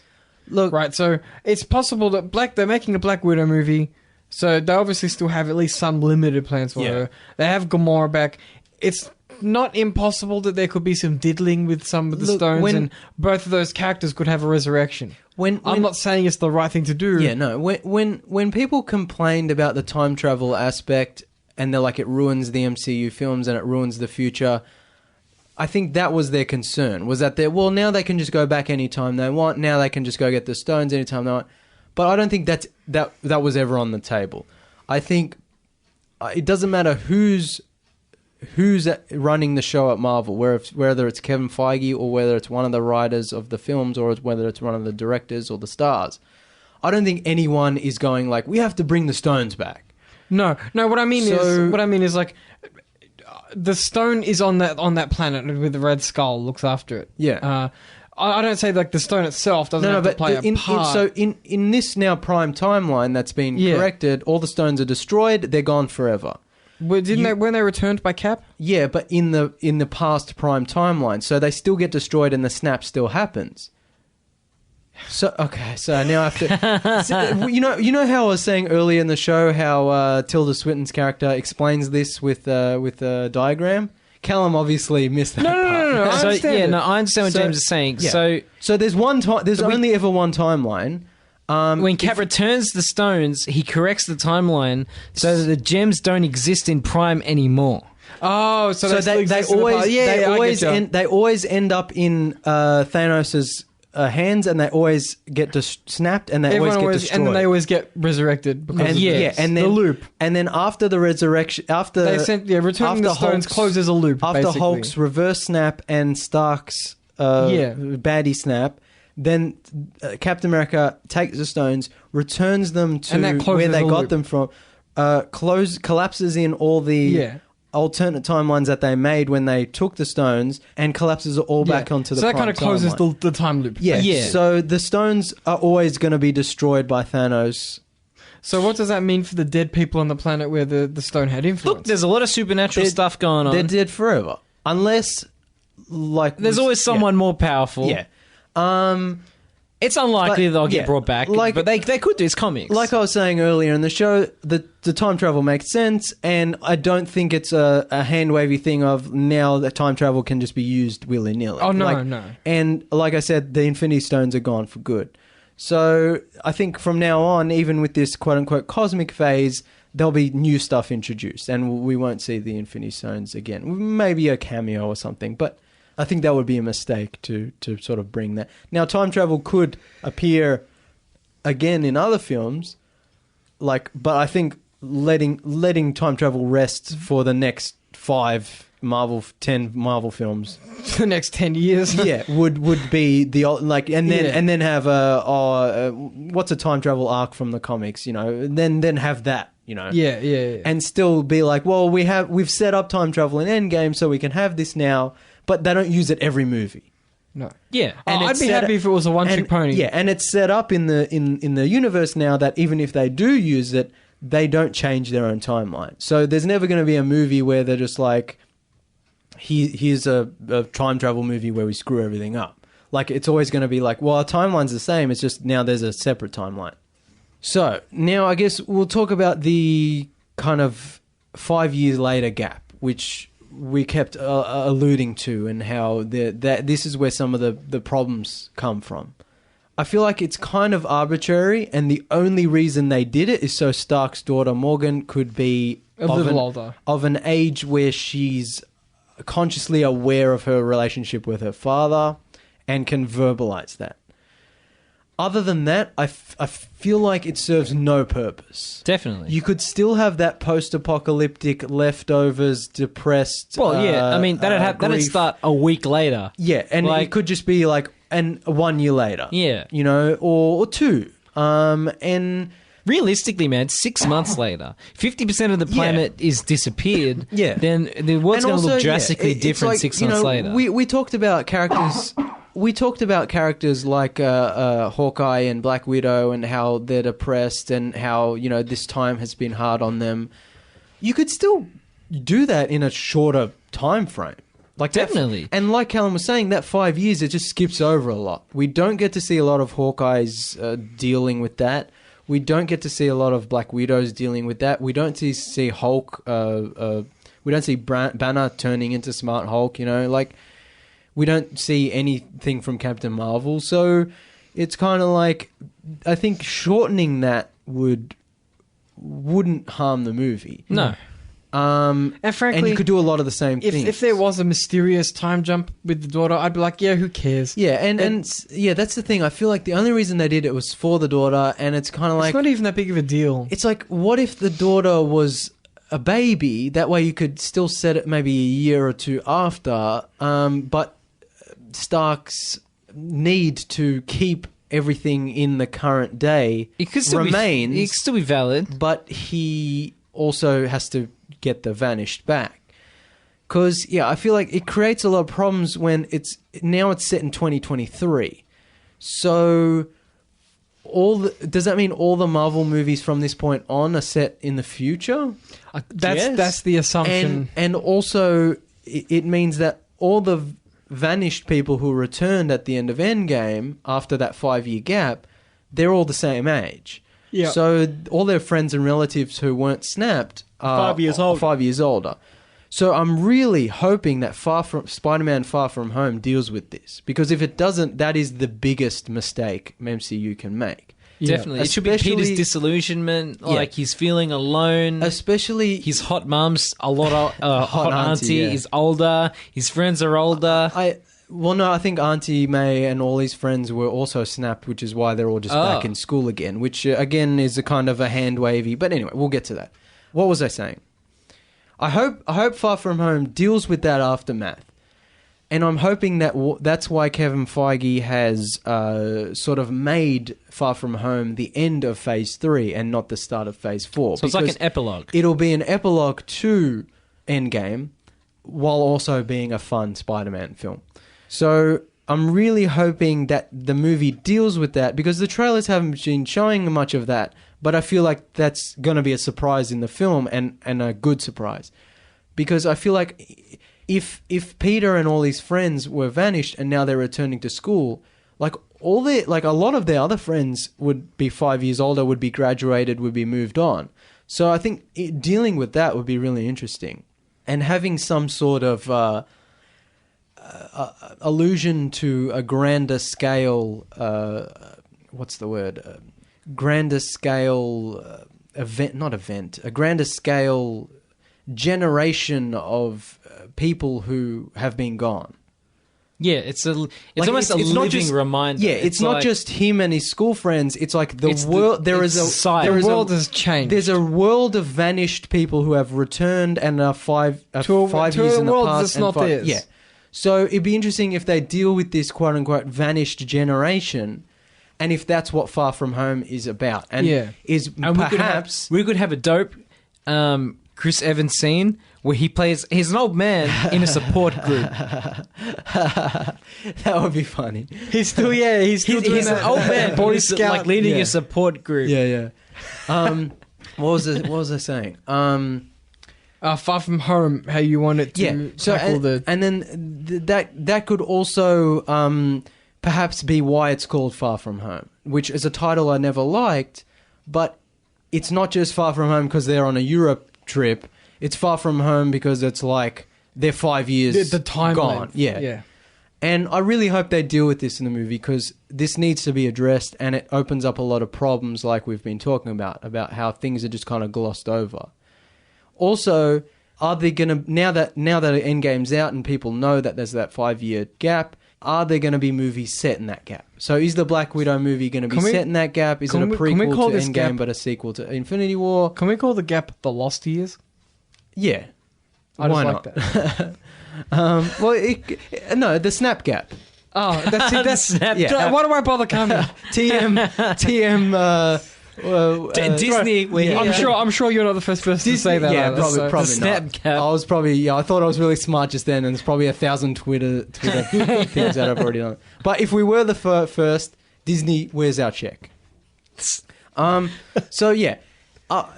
Potentially the Black Widow movie or other movies or the TV shows might deal with this gap, which I think would be really interesting. Like a leftovers kind of post-apocalyptic support, Captain America support group.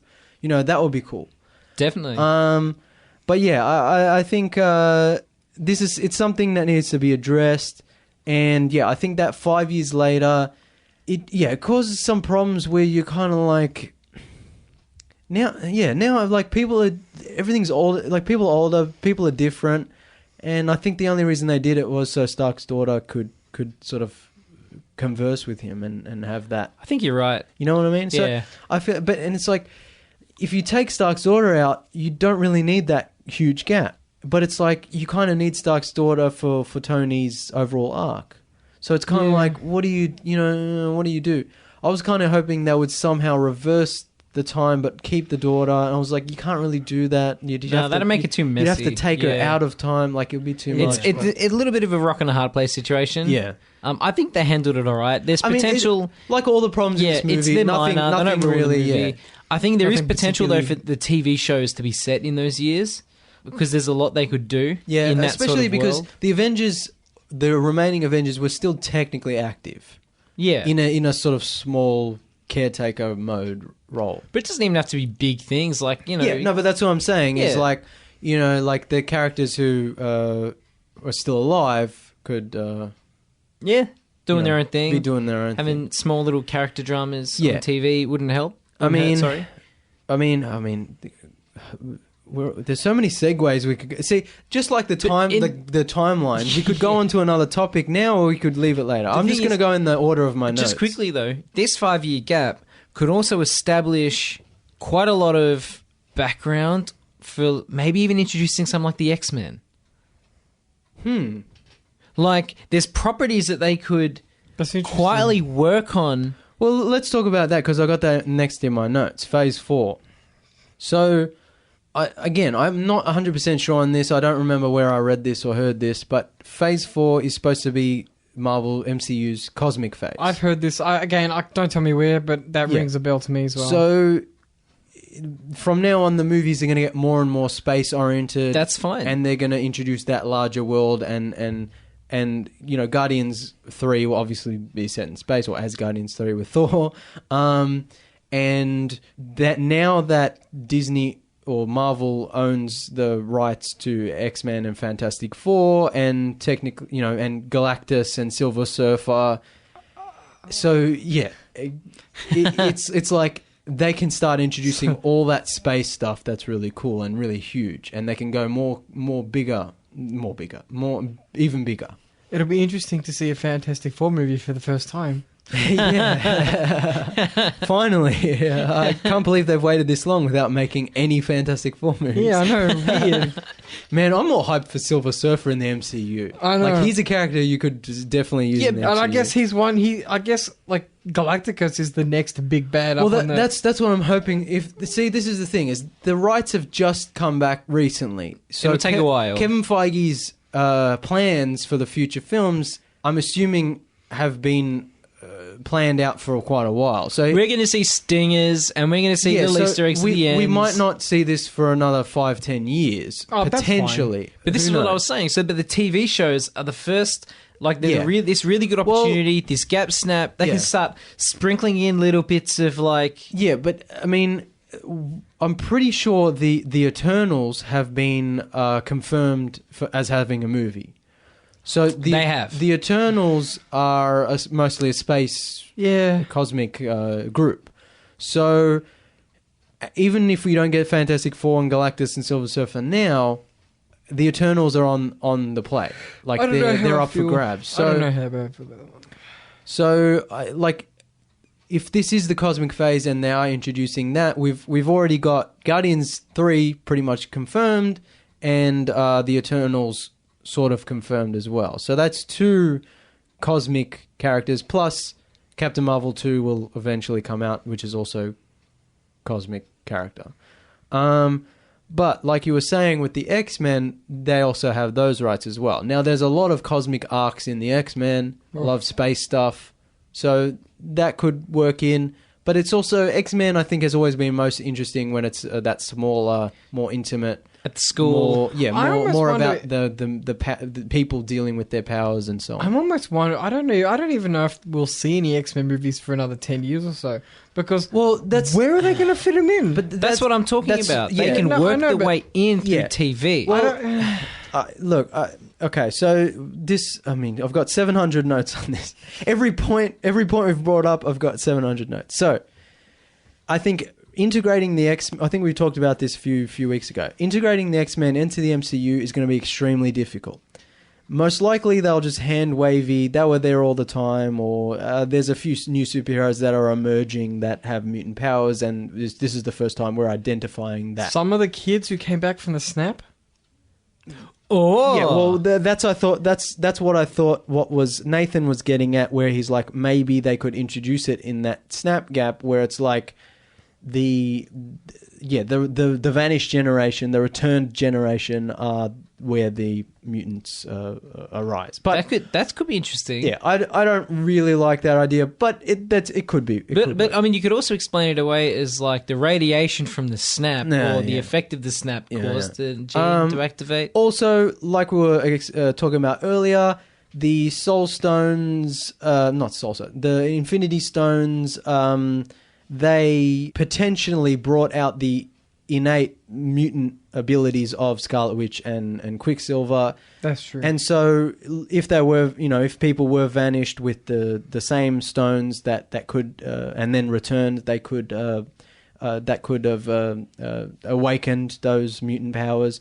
Or just the fact that the stones were used on Earth. That's what I was sort of getting at. Not necessarily the people were vanished, but people remained. The energy ripple effect from the snap. Because the snap, they even say in Endgame, the energy from the snap rippled throughout the world. It was the biggest power fluctuation they'd ever seen. So that could wave of power could have awakened the latent mutant abilities. That's probably one of the better ways to introduce probably the most realistic way to introduce the X-Men. Yeah. But then again, you run into problems with like Charles Xavier and Magneto having backstories exactly, that date back all the way to older, and exactly. So I mean, but then because X-Men has been done so many times, maybe just don't even bother introducing some of the characters. Well, that's what I'm saying. Just like, look, it's the X-Men. Because we've already seen Professor X and Magneto. It's like maybe just have a couple of the maybe B roster X-Men and introduce them, and then introduce some of the A roster as a younger sort of generation, but not have the X-Men that would go back all the way to World War II or earlier. Yeah. Or alternatively, you could say, well, because the Infinity Stones have been around since the beginning of time, throughout time, Infinity Stones have crossed paths with people who have innate, dormant mutant abilities. Red Skull had one, right? Exactly. So Nazis and all this business. So like at some point, on Earth, when a Infinity Stone has been used, someone in the nearby city who is a normal person who has the mutant gene, that radiation has wafted across the valley into their small town, and this little kid who never had who has that mutant gene it's now awakened in them. And they could also just hand wave it away, being like, there's a mutant who can activate other mutant genes. Most likely all they'll do is just slowly introduce characters who are like, I have powers because I'm a mutant. And this is just a new thing now. It's never explained. Which is probably also a good way to deal with it. Just ignore it. Yeah. I've had this theory it's never going to happen, but it's my little fan theory because I like Scarlet Witch. In the comic books, Scarlet Witch, there's this story called House of M. No more mutants. Where Scarlet Witch in the comic books is so ridiculously powerful, and at one point she gets super pissed off, and she's just like, I'm done with this shit, no more mutants. And she does a version of the snap, but she magics away all the mutants. And yeah, most of pretty much. Anyway, I thought it'd be interesting if there was a sort of reverse House M, where Scarlet Witch in the MCU has some sort of... I want more people like me, snap. That or has some sort of mental breakdown, trying to bring back Vision from the dead, or perhaps, brings back Vision and then they try to have children, and so she tries to create children using her powers, and she goes overboard by accident, explodes, and creates mutants from her. So the Vision has a real penis. So no. Like she uses her magic to, because the Vision doesn't have a penis, or can't, or at least even if he did, he couldn't. He can't use it properly. He fires blanks. Yeah, exactly.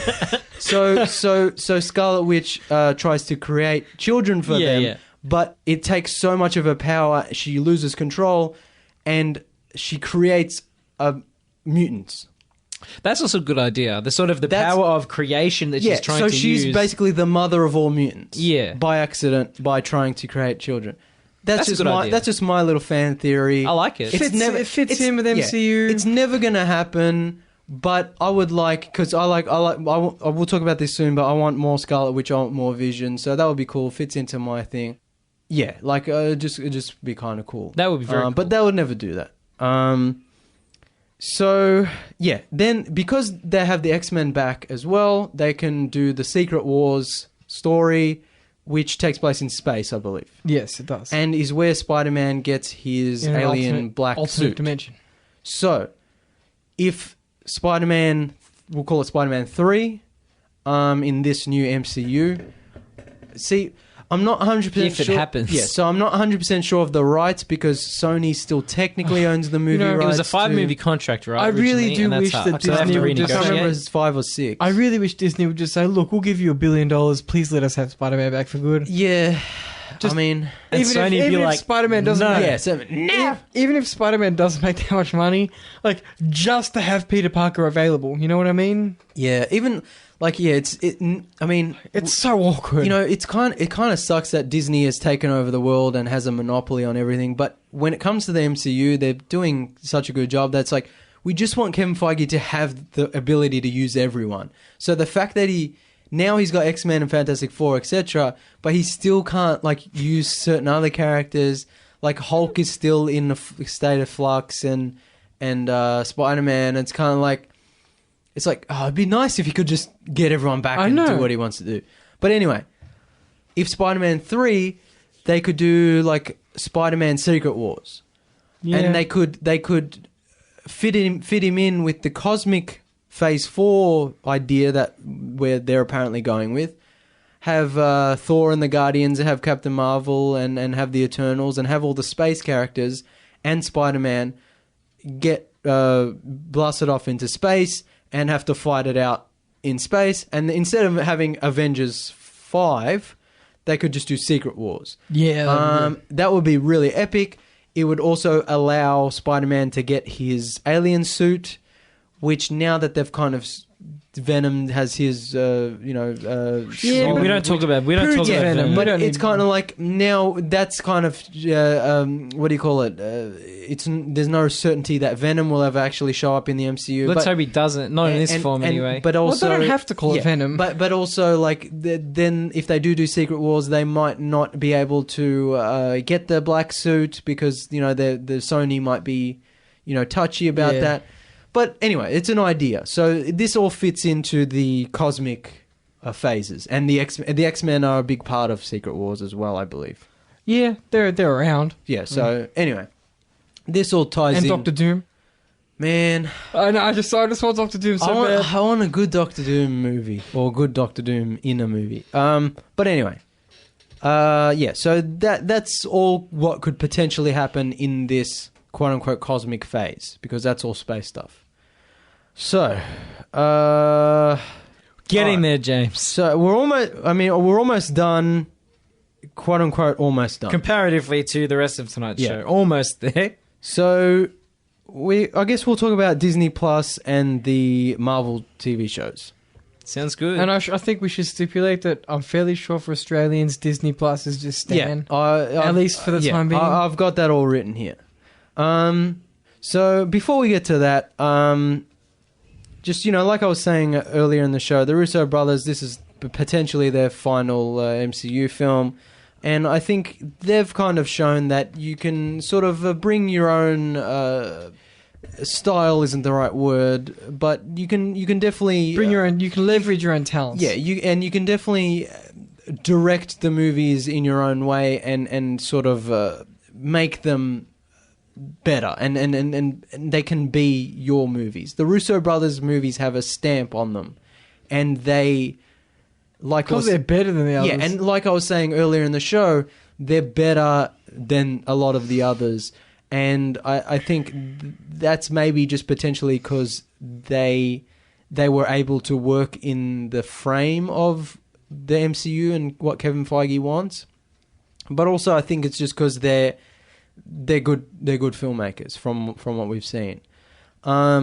So it kind of, fits in with a lot of the problems we have with some of the MCU films where it's like, why hire these talented directors if you're not going to let them, direct the film? If you're going to sort of... No, man, it's the Disney problem, right? Yeah. It's the too many cooks, the studio interference. Yeah. And it's kind of like, it's understandable because Kevin Feige has a plan and it has to fit into the MCU and it kind of can't contradict anything and so on. But also, like... Yeah, it's like the films suffer when they become sort of boilerplate and they feel kind of constricted. So I think the Russo brothers really kind of not broke the mold, but they were doing really well within that frame and kind of set a precedent for later films. They made serious movies, which happened to be superhero movies as well. So like in future, I'm hoping that if the Russo brothers aren't involved or, aren't directing, they're probably still going to be producers and consultants. But if they're not directing, like, I hope there's some other directors who can come in and kind of take over those reins. Because, like, Ryan Coogler is a fantastic director and Black Panther has a lot of strengths. But when it came to the action... Just crap. And CGI flibby flubber. Just crap. And Kevin Smith's just waiting to be called. Yeah, well, we'll see how he deals with the action if that ever happens. So, but then, we heard Captain Marvel and those directors have are good with the character moments. They're indie directors. Their other films are really cool.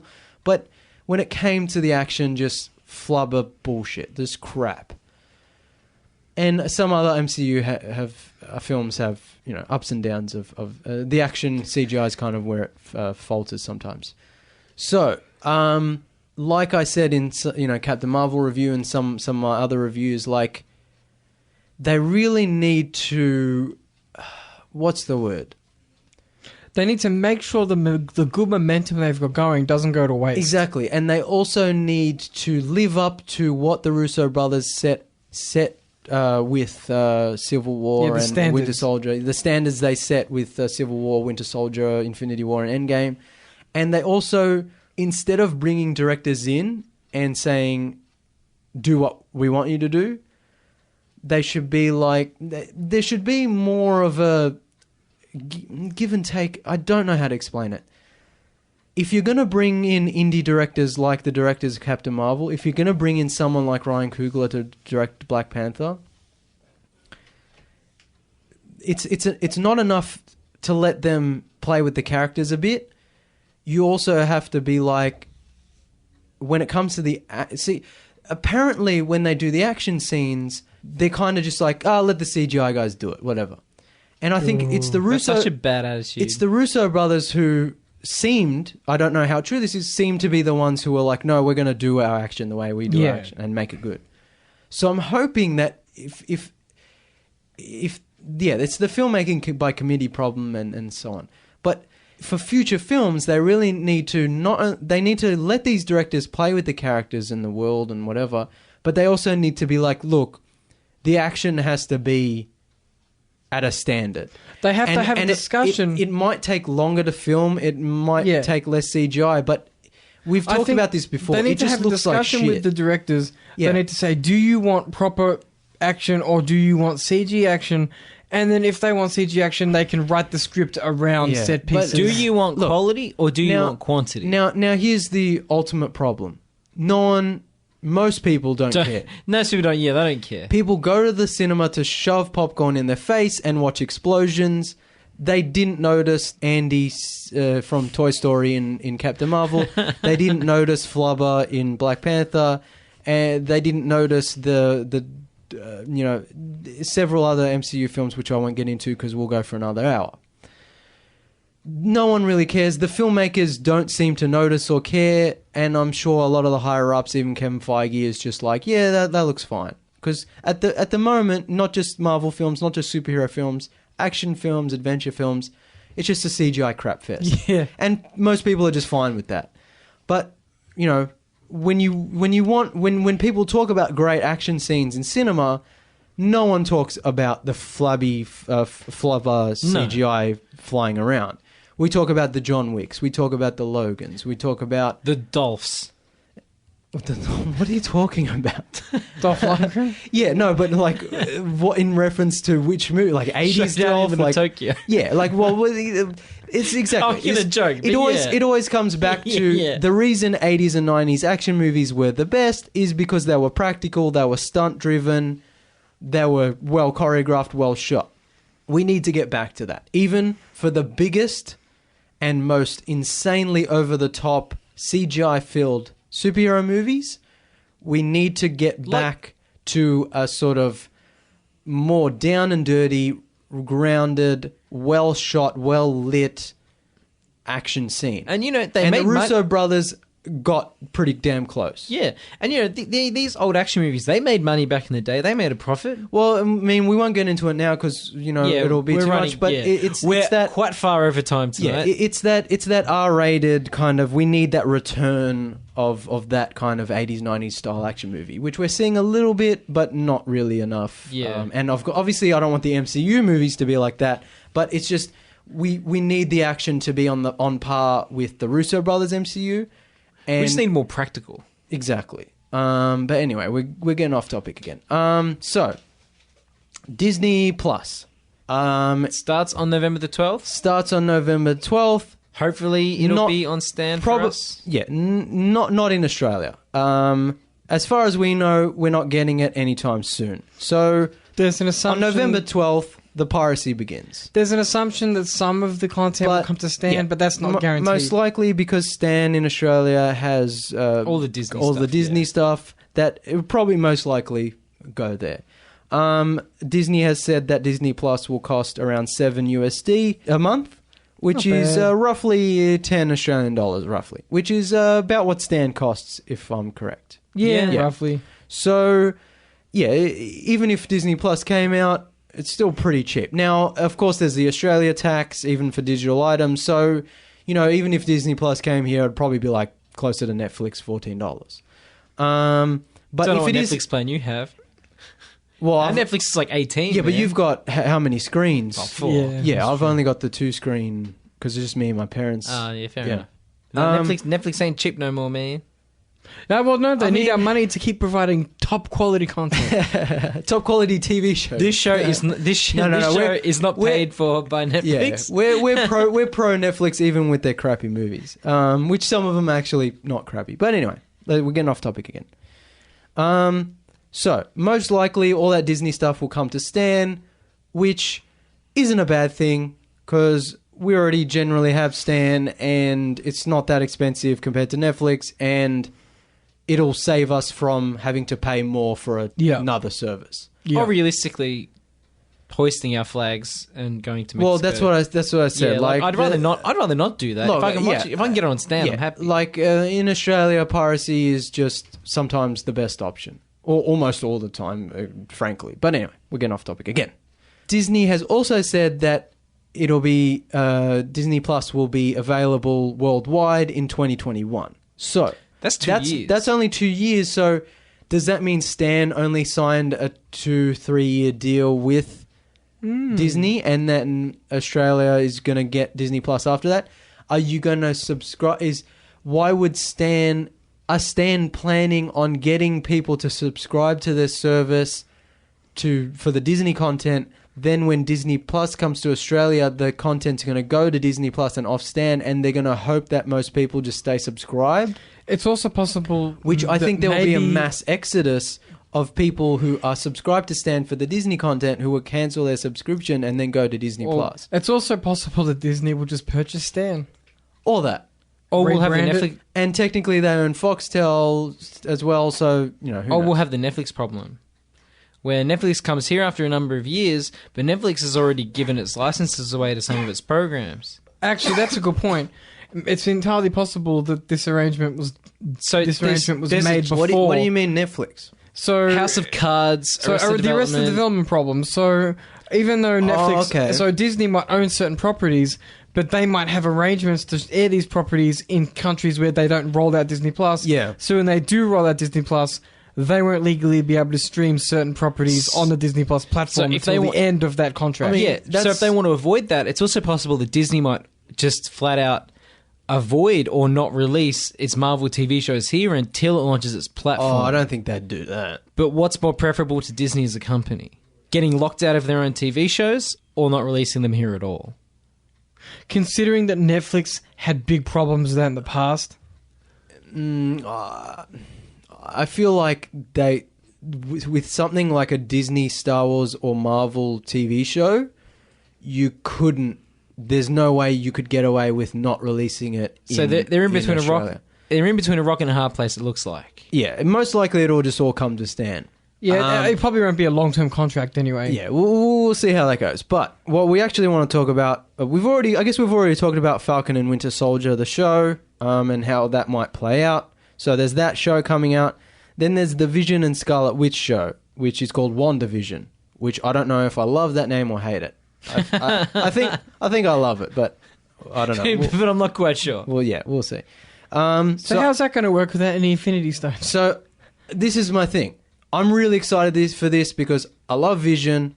I love Scarlet Witch. I want to see more of them. I want to see Scarlet Witch go full power, like mega powers, like get her more power, and I want Vision to come back. Vision didn't come back in Endgame, so when is this set? I don't know. So it's not a prequel though. Yeah, so is it her journey trying to get him back? I hope it's not a prequel. That would suck if it was just a romance set between Civil War and Infinity War. Anyway, oh, man. Anyway, so this show I'm really looking forward to because I'm hoping...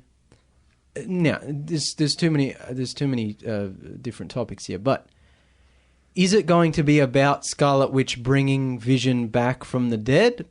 If so, this ties into the problems of you're having to watch the TV show to inform the movies, which for us isn't really a problem because we're going to watch them anyway, but now you're starting to get into territory where, it's getting a bit much. And it's like not just about the movies anymore, it's about all the other material. Or, like we were saying with Falcon and Winter Soldier, it could be sort of a lead up to a movie, but when you see the movie, you don't necessarily have to have seen the show. Again, we'll see how this turns out. But, I'm really looking forward to this show because I like Scarlet Witch and I like Vision, and I want to see their relationship grow, and I want to see her powers grow, and I want to see how they bring Vision back. Because in Infinity War, when they were trying to take the stone out of his head, they were kind of talking about how he's an amalgamation of Tony Stark, Bruce Banner, Ultron, Jarvis, and the Infinity Stone. So if they remove... I wonder if she just powers him up. That's what I was saying. So if they remove the Infinity Stone, they were theorizing that he might still exist, mostly. But before Shuri can remove it properly, Thanos rips it out of his head and kills him. So I would like to see how they bring him back because I was a little bit disappointed he wasn't in Endgame, even though I understood that there was a reason he didn't return. So yeah, it's possible that the show is basically just Wanda reviving him with her powers. Hopefully there's a bit more to it. We'll see. I mean, is there going to be cameos from other Marvel characters? How self-contained is going to be, etc.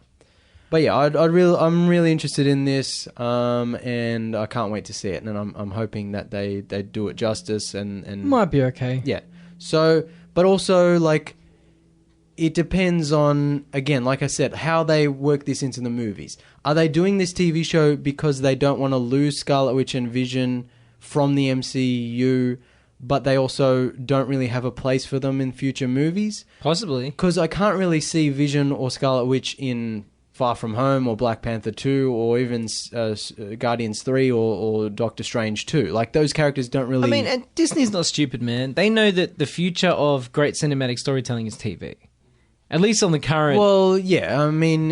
They want to start making moves in that direction. Yeah, but like I'm saying is like... There doesn't need to be a grand overarching plan. So Vision and Wanda and Scarlet Witch, they might not necessarily feature in the MCU films for quite a few years, but they'll keep them around in the TV show, so that audiences can keep up with them, and that if they do get reintroduced into the films, they're still fresh. It's still not out of nowhere, like, because they're still being there on TV. But if you're just watching the movies and not the TV shows, it'll be a bit jarring. Maybe. It'll be a bit jarring, but it'd still be like it's like their return. But also, if they do fix Vision in the TV show and then he just appears in the movie and you haven't watched the TV show, then he'll be like, well, how did that guy come back alive? I mean, we'll see. Again, that's a bit rough. This all depends on how they're going to tie into each other.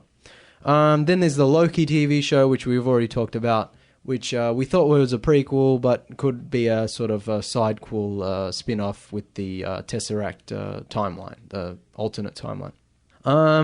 There's also apparently a mini-series about Hawkeye, which apparently is going to... he's going to hand off the role to his protege, Kate Bishop, from the comics. So, I'm assuming that they're going to replace Kate Bishop with his daughter, because that would make more sense. I mean, you could have Kate, appear in the show and he trains her, but like, considering the opening scene of Endgame where he's teaching his daughter to makes sense, to shoot the arrow, and considering they aged her up, even though I don't think it made that much sense, it would make more sense for him to hand over the mantle of Hawkeye to her than to a random young woman that comes out of nowhere. So that'll be interesting as well, especially because I was expecting Hawkeye to die over Black Widow, because even though, like, we were talking about, Black Widow's arc kind of ended, and she didn't really have anything to live for other than the Avengers, and he had his family to live for, I was kind of like, well, Hawkeye hasn't got that much to do. But if they are doing this TV show, it kind of makes sense that they kept him around, and that he will hand the mantle of Hawkeye to someone else who can probably take that up in future films. Very cool. So that'll be interesting to see. So Kevin Feige has said that these episodes will intersect with the movies in a very big way. It's totally new form of storytelling that we get to play with and explore. So who knows what that means? If it's going to be required viewing, that pretty much means it's going to be required viewing. But I mean, we'll see. We're all. It's a lot of. I think the keywords there are in a very big way. It's all speculation. A lot of our shows speculation, but it's also something we like to think about, because it's like I was saying, like, I really want to see WandaVision, but I'm hoping it doesn't harm the enjoyment of the films. She'll be right, mate.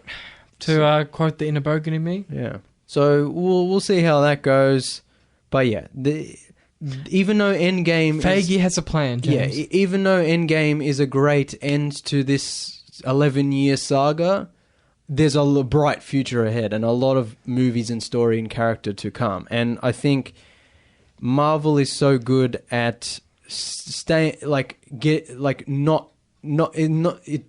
don't feel that fatigue.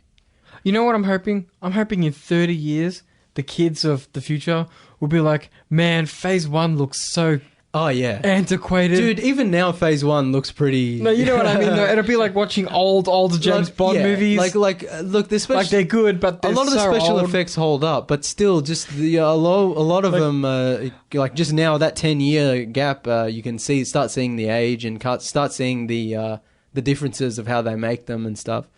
Yeah, it'll be an interesting few years, and I'm really excited to see where everything goes, and I'm really excited to see where they take some of these characters that I didn't think were gonna. Who thought Hawkeye was gonna be more important than Black Widow? Or who thought either of them were going to be of any importance whatsoever? Exactly. So I mean, we'll see how that TV show goes. We'll see how the Black Widow movie goes. Eternals and how Fantastic Four, and if that happens in X-Men in the future, and I'm really looking forward to WandaVision and we'll see. And there's also an animated series called What If, which is basically just what if scenarios of alternate. I don't know if it's a full like half an hour show or just like a cartoon shorts, but it's just like, what if this happened instead of this? What if this guy was this guy instead of this guy? So that'll be interesting. Disney Plus, like Nathan was saying, they're gonna give Netflix a run for their money. Like, no, they will. The amount of content, just in terms of Star Wars, considering they're also doing The Mandalorian. Yeah, so just in terms of that stuff, not even getting into, I'm assuming, all the animated stuff they're gonna do, and all the just the live action shows are required viewing, and all the Disney classics, I'm sure they're gonna put on. So yeah, like, I mean, we're all Netflix whores. But like, and Disney owns so much that it's kind of like, like they're gonna have a lot to combat Netflix with. But hopefully, I just hope Disney sort of leans into it and coexists with Stan here. Well, I mean, that's what I'm confused about. Is like, because then we'll get the best of both worlds. Yeah, maybe maybe it's like Callum said, they'll just buy Stan and make Stan their Disney Plus. Hopefully. That way, and then that way they can sort of get rid of some of the rights issues that we have in Australia, where they can't show some things and can show other things. And then they also own Fox because they can. But then Netflix technically now owns the rights to, Arrested Development, but Disney owns Fox, who owns the rights to show it in Australia, but. Then so Disney Plus starts showing Arrested Development. Yeah, but then but only season 1 to 3. Netflix. Season 5. See, this is more complicated than time travel. Yeah, so Foxtel only has the rights to show season 5 because season 1 to 4 are on Netflix. But Foxtel has the rights to show it, but won't show it. They never showed it. And then I'm assuming if Disney owns Foxtel, they'll have those rights. But I think eventually those rights will go back to Netflix because Netflix purchased the Arrested Development brand to make their own version. We'll see. I doubt it. It's complicated. Rights issues are hard. Look, I think we got through everything. I think this is the longest single sort of taped episode we've ever done. I think this is about 4 hours. I think. Yeah. Might split it into 2 parts. We'll see. I'm too tired to scroll through my notes and get to anything we missed, so I'm pretty sure we got everything. It's good enough. Yeah, I think if anyone's still listening, thank you. Thank you, and you got the point. But yeah, we just from now on didn't want to do those rushed 1 hour episodes, and we'll take as long as we need. This was something I wanted to talk about. Like, I didn't want to just be like, oh yeah, it was good, end. And honestly, this is better than us releasing a part a week. Yeah, like we've done in the past. What? Oh yeah, like Infinity. Like Endgame review part 1. Yeah, and Endgame part. Yeah, no. Like, this is better than doing it more week coherent. by week. Yeah. Okay. Like and share the Tuesday Review Facebook page. Follow us on Twitter at Tuesday Review AU, and rate, review, and subscribe on iTunes. You can find all of our previous episodes on your favorite podcasting apps. Follow my Instagram. Follow James' Instagram at Channel Drifter. Thank you. And also, Callum and Jake have their... I need to add all this to the thing. I'm sorry. Add it. Like, where's your note taking at? Put it in your notes. I will. I'll do it now. Callum and Jake have their video game show, Sunrise Arcade. You can like their Facebook page, check out their podcast. Matt has his show, Car Talk, TORQUE. And that's it, I think. Yeah. Thank you, everyone, for listening. Nathan? Adios, cousins.